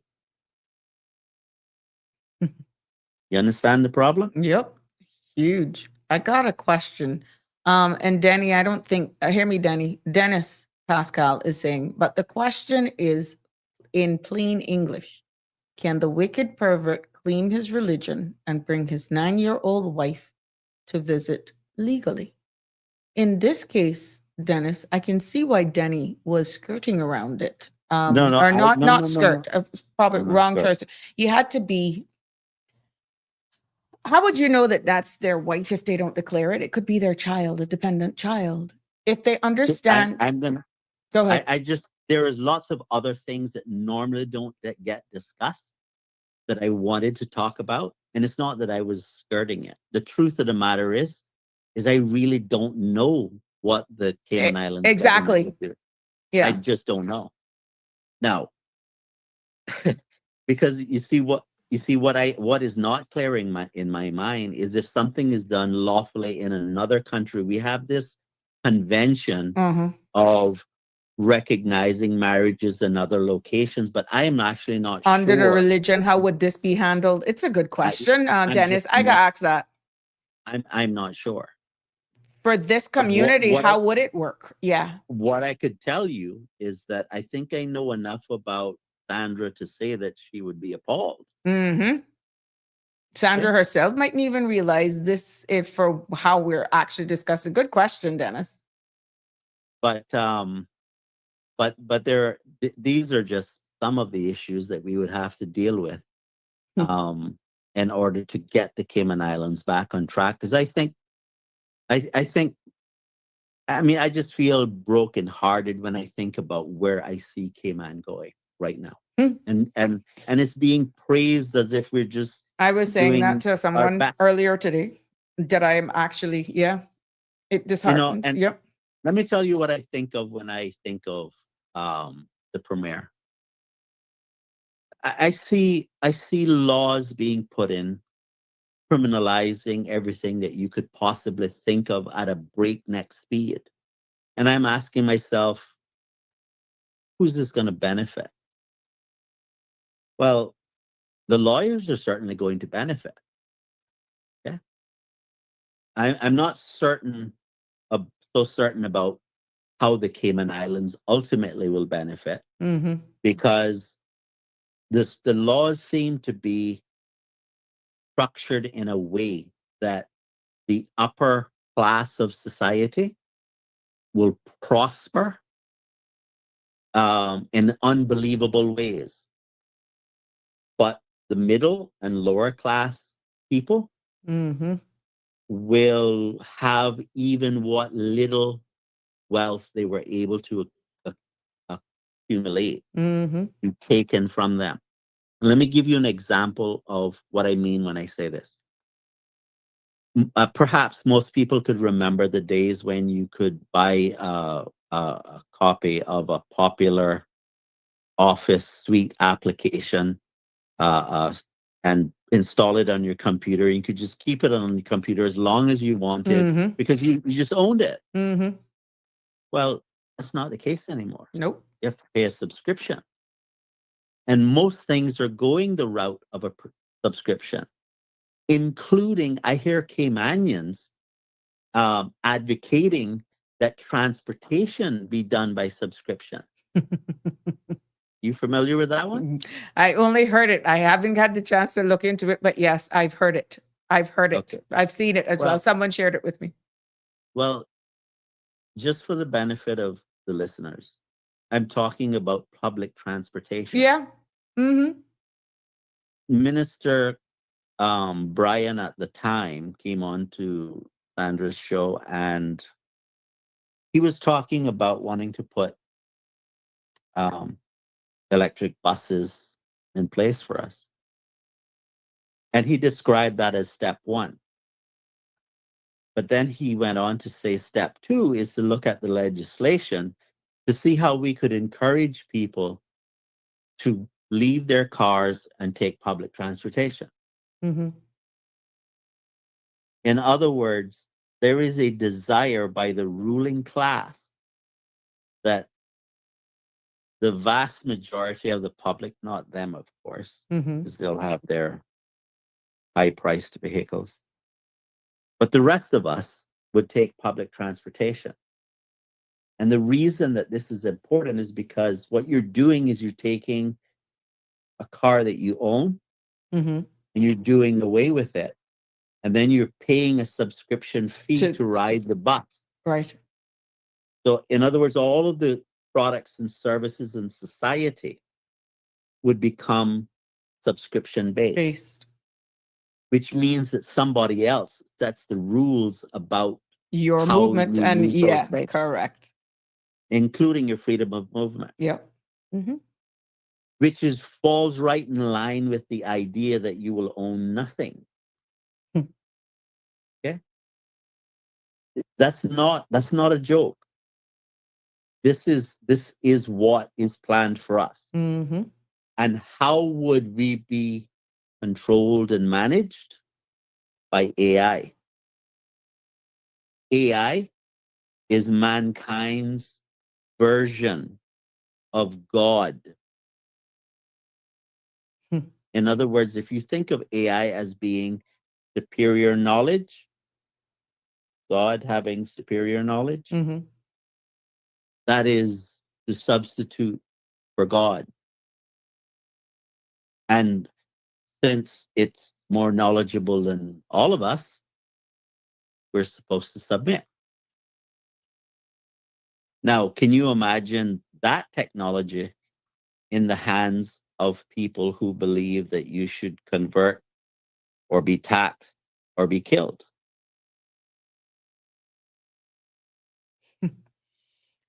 Danny, let me just go here. Damian Henry said, which I'd like your opinion on this. In their religion, they're allowed to have multiple wives. How would the laws in Cayman sit with that? I think there was an incident of that here in the past, but I'm not quite sure how. I would imagine that you would only be allowed to have one wife here, but Yeah, since they you're were only married, since correct they're before. married somewhere else, Mhm. I really don't know. Would it be That's under not the something guise of their community? Would there be some hybrid I way that you're only? These are questions really that will spark a bigger national conversation, I think, as this become more to the front, to the forefront. Here's another comment and question, Danny. From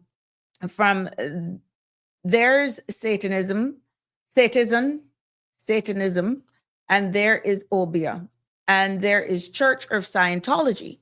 So, do we make space for every religion that wants to come here?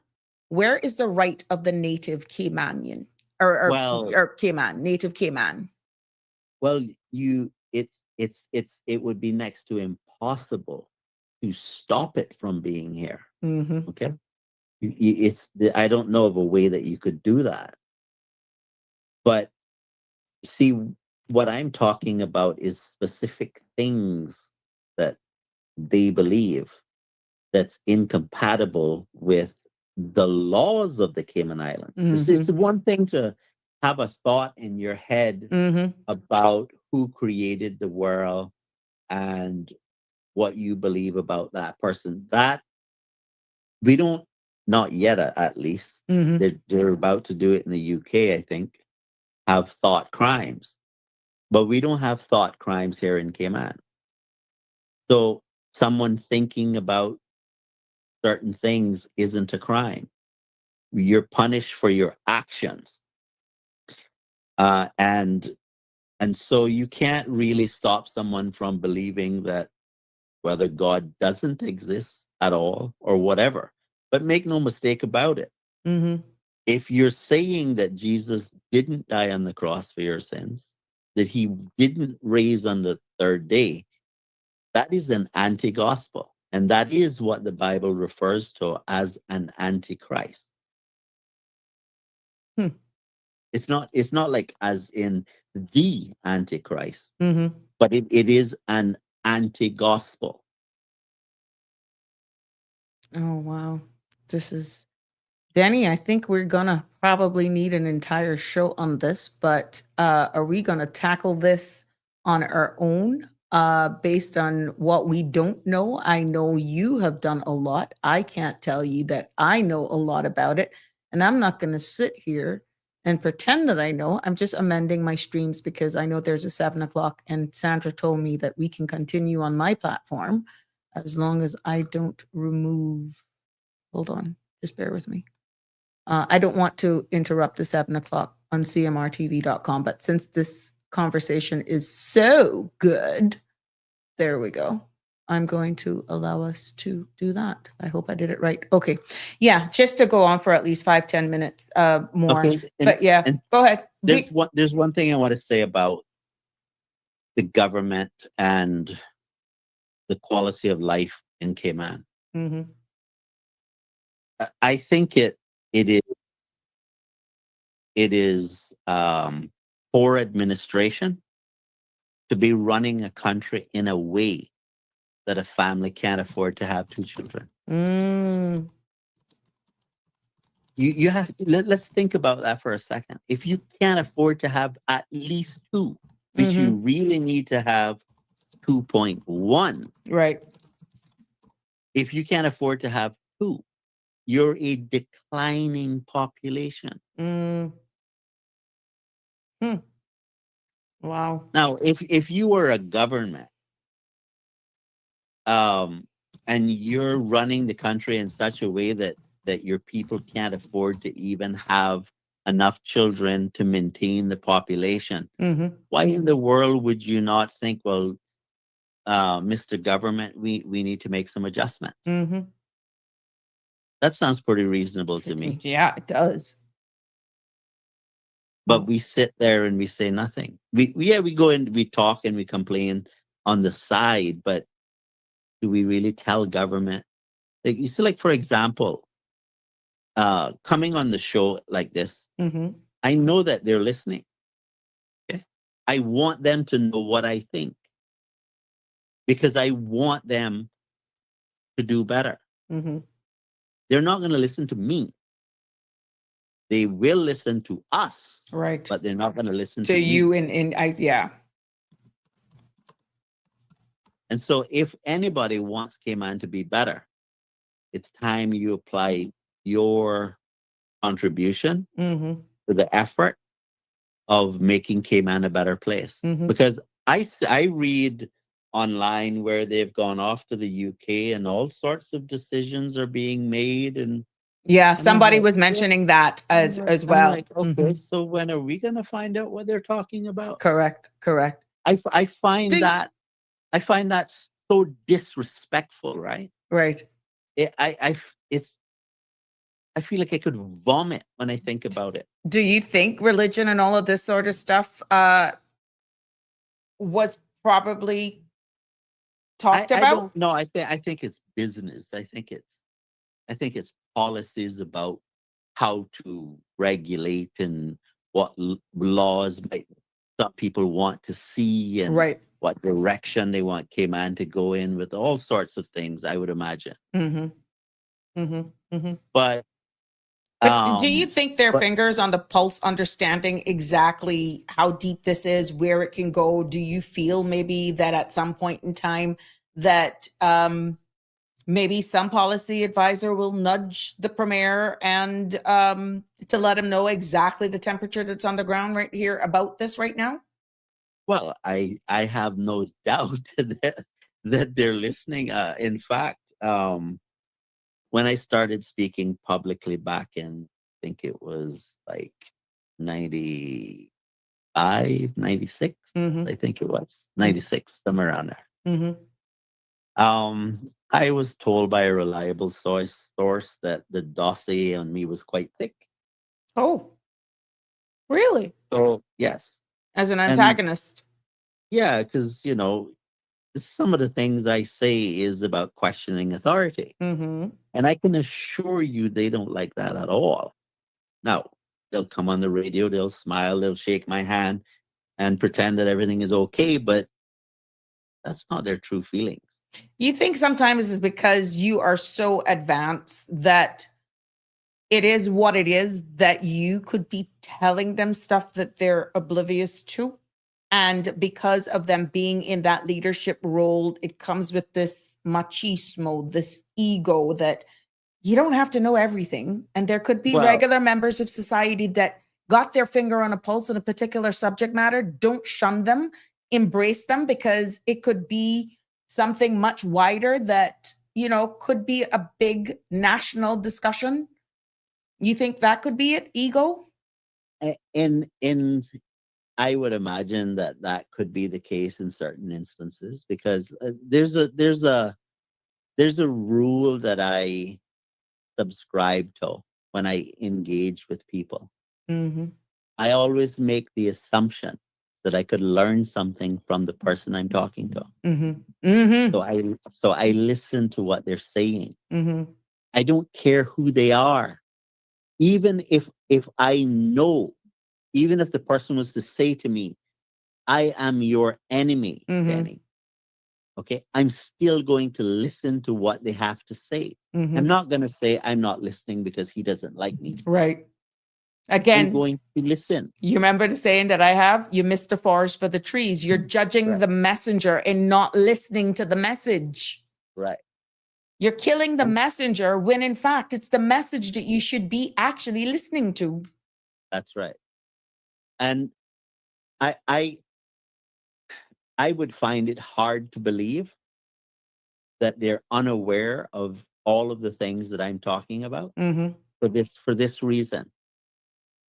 The man who started the World Economic Forum in 1971, I think it is.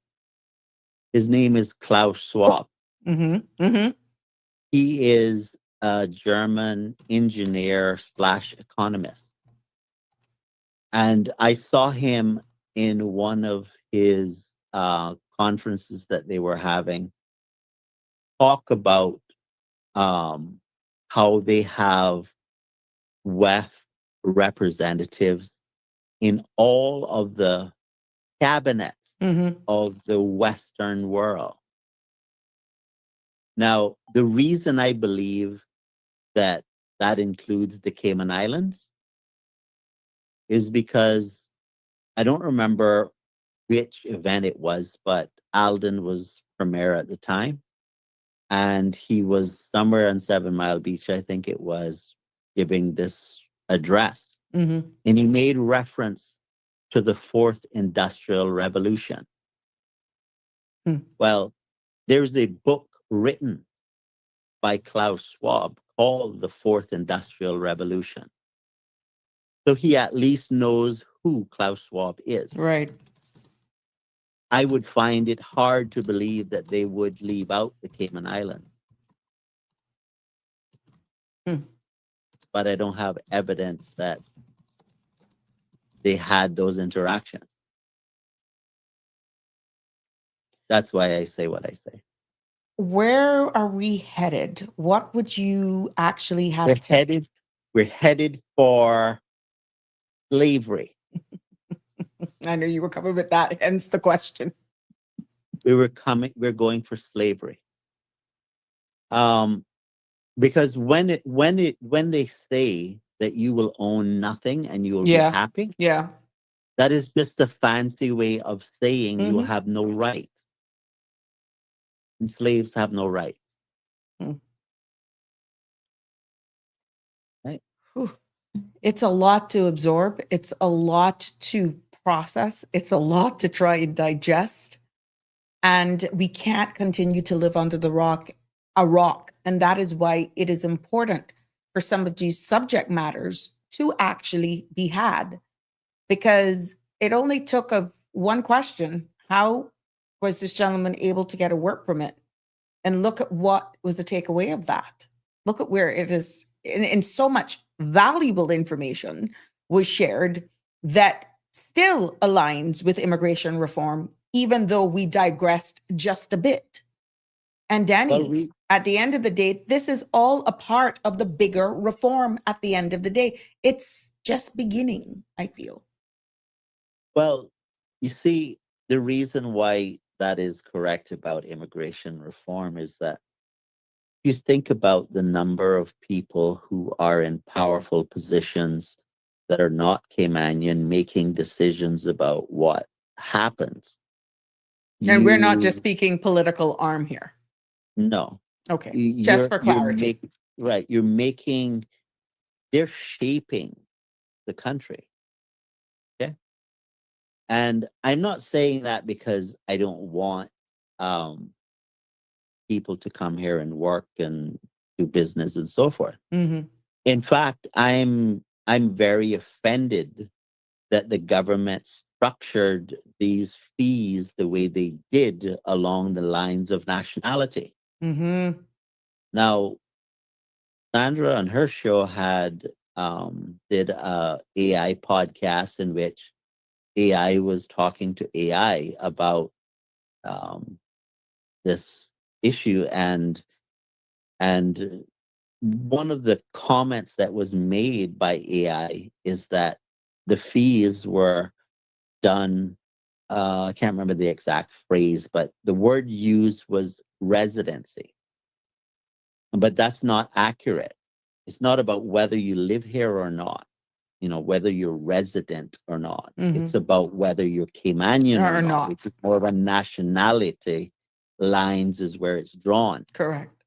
I don't agree with that kind of division because the argument that Ralston made on her show was that we paid for the infrastructure and, when they come, they should pay more to contribute to the develop to being on the island. So that he was justifying why they should pay higher fees. But they And were one of the invited by Caymanian or Caymanian-owned business unless you're an Right. LCCL. Right, but think about this for a second. We were told that it's not really going to affect the average person. And the domestic market. That is not correct. And that's a Let quote. me give you an example of why it's not correct.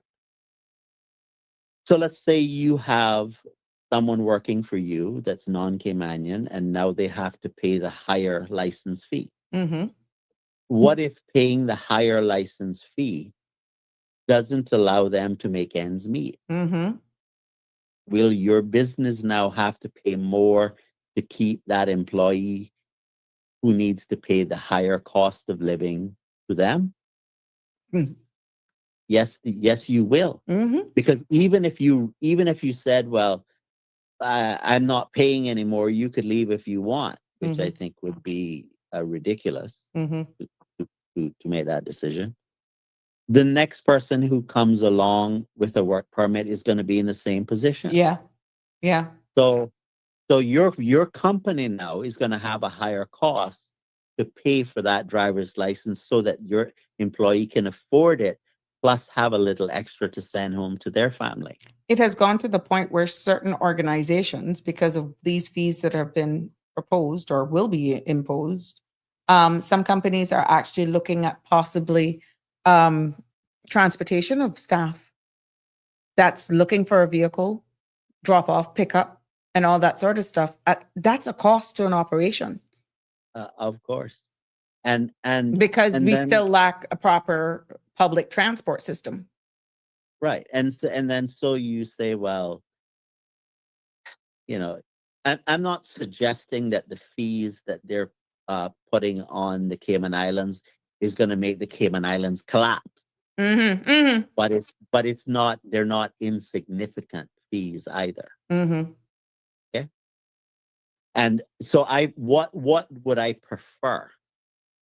I would prefer that government. Let's just, for example, say we're gonna look at driver's license for the purposes of this conversation. And instead of saying, because you're not from here, I'm going to charge you more, I would say something like, well, for the drivers that we have, are we pricing the driver's licenses adequate? All right. Mm-hmm. And if we think that we need to increase the fee, I think you should increase it on everyone. Because you see, what's going to happen is that when one segment of society is exempt Right. from the pain of the other segment of society, Go ahead. the part that doesn't suffer the pain is always going to want the other side to pay more and more and more and more. Yep. What you're Okay. going to have is a lot of Caymanians possibly having fleet, or they're going to probably be an increased in, for the purpose of this conversation, unregistered licensed vehicles. But look at this, Danny. That's what now here. You reminded me of something I was shared with me a long time ago. It was a exit survey from the California penitentiary. Mm-hmm.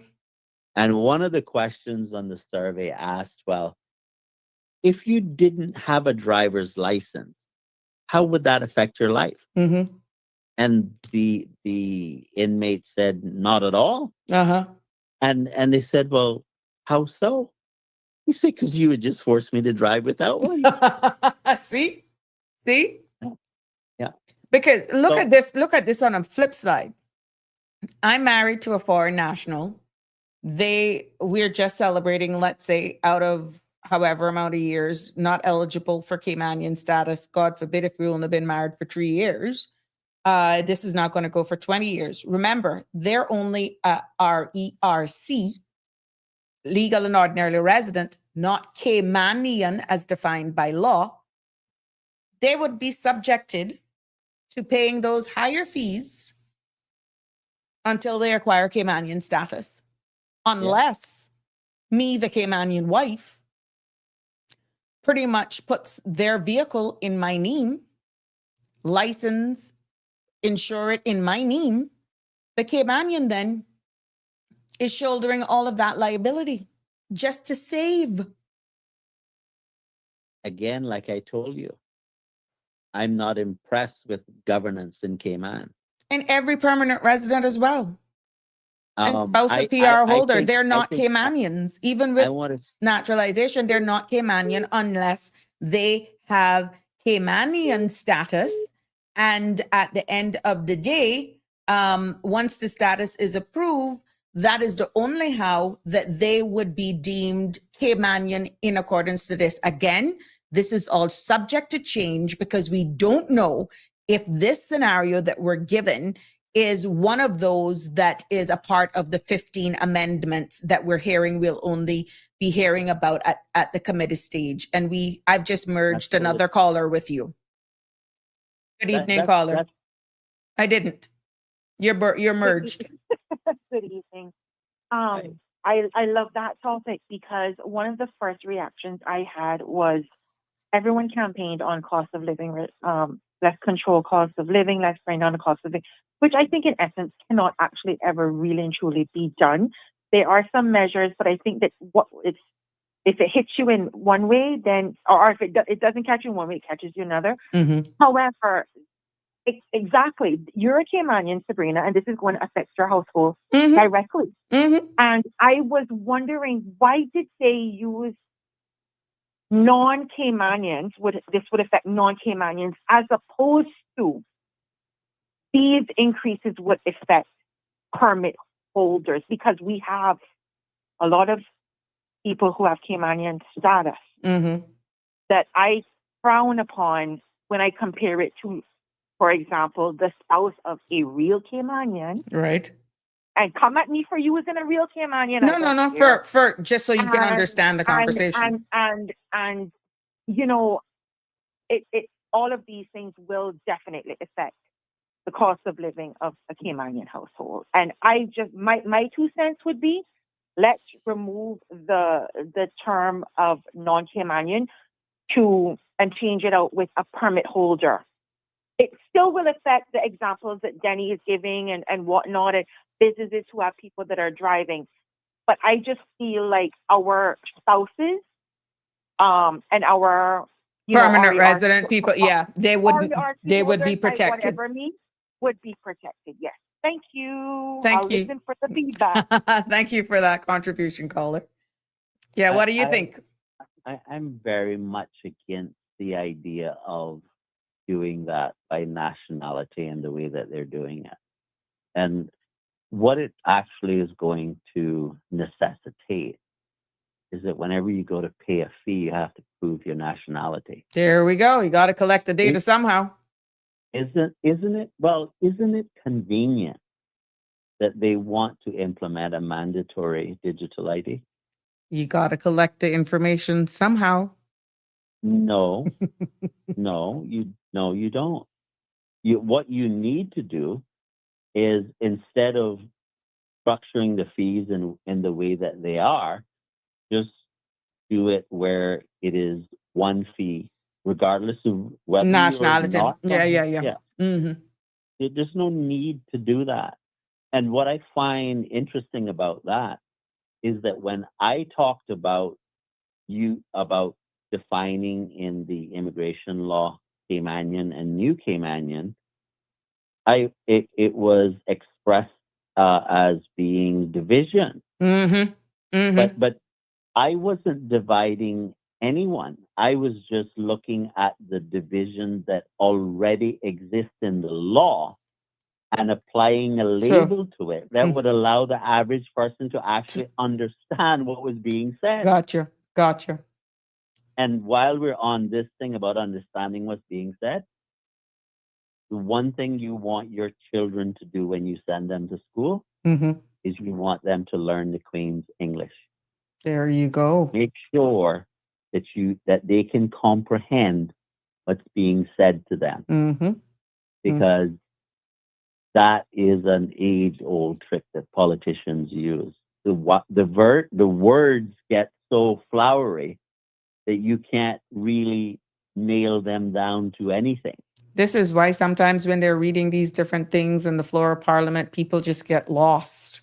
And it's because of exactly the verbiage. Yeah. Mm-hmm. But so what I would say is, all right, can we bring down the cost of living? Yes, we can. But we can't do so if the only way we're going to look at it is we're going to add, we're not going to take away. Well, Mm-hmm. do we really need to engage in the degree of bureaucracy that we have in the country? Mm. You're telling me that none of that bureaucracy can be done away with? Right. Really? Well, I'll use one of my favorite examples to illustrate how we do foolishness when it comes to bureaucracy. The Form A application for firearms Mm-hmm. require you to submit a bunch of different things along with your application in order to get the initial grant. Mm-hmm. But when you go to do the renewal, it's a Form F application, which is a more abbreviated and expeditious application. Mm-hmm. Why? Because what you're saying is, well, nothing has changed. So if nothing has changed and you already have a copy of the information that you're asking for, well, it's on file, so I shouldn't have to supply it to you again. Right. You know what the commissioner's stance is? No, you got to supply it. In other words, defeating the entire purpose of the Form F application. That's dumb. Wow. And it costs money to do that. To do that. But you're the only one Okay. that's saying this publicly. Well, I suggest that people change that Okay. by participation. There we go. I like that people are interacting here, but what I would like to hear is more people come onto your show and express how they feel about things so that we can have a proper discussion about various subjects. It doesn't have to be these particular ones. Understood. But these are topical at the moment. yeah, right? yeah. But the continuity of this and seeing right. seeing action as well. Right. So the government needs to achieve a significant degree of efficiency so that we can lower the cost. Because think about it this way. There are some people who think when somebody does something wrong and you put them in prison, that, okay, they should go for life. Mm-hmm. Well, what does sending someone to prison actually mean for life? What does that actually mean? It means that you're sentencing society to 30 years of additional economic pain. Because somebody has to pay for the person to be there for 30 years. Correct. And those somebody is us, the public. The everyday person. It's not government paying for it, Nope. It's government taking the money out of our pockets and then spending it on prison. Mm-hmm. So that's true for all of the services that government provides. They're spending our money. Mm. Well, if we want them to spend less money, we need to think about ways in which government can do things more efficiently and make the changes. There's not another way. There we go. Step by step, each day we're seeing the numbers increase and participation, as you've acknowledged. And I thank persons for coming out of their shells and being a little bit more vocal. But Denny, I'm going to ask you to leave me there because this show will have to continue tomorrow because we are going to go into clause 7 that talks about right to be Caymanian, permanent residents, legal and ordinary residents when status can be lost, and breaking it down, RERC. We didn't get to do that in layman's terms, and I intend to finish all of these different clauses without repeating pretty much what we've already done between myself, you, and Mr. Balika jointly here. But I felt it was important for me to, even that that one about substantive business presence. But it is a bit awkward having this conversation on this bill, to be honest, without seeing the regulations. And there are still a lot of gaps that are missing that you can't really put more context to because we don't know what regulations will say. Well, if the public wants for the immigration bill to be handled properly, they should ask the government to pause their current efforts to push it through regardless of what we say, and come and have a proper dialogue with us. Tell us what it is that they're going to do before we learn after the fact what has been done. Mm-hmm. So if the public wants the discussion, it'll happen. If they're too afraid to interact with government, then it won't. And so we take what we get. We take what, yeah. Mm-hmm. Simple terms.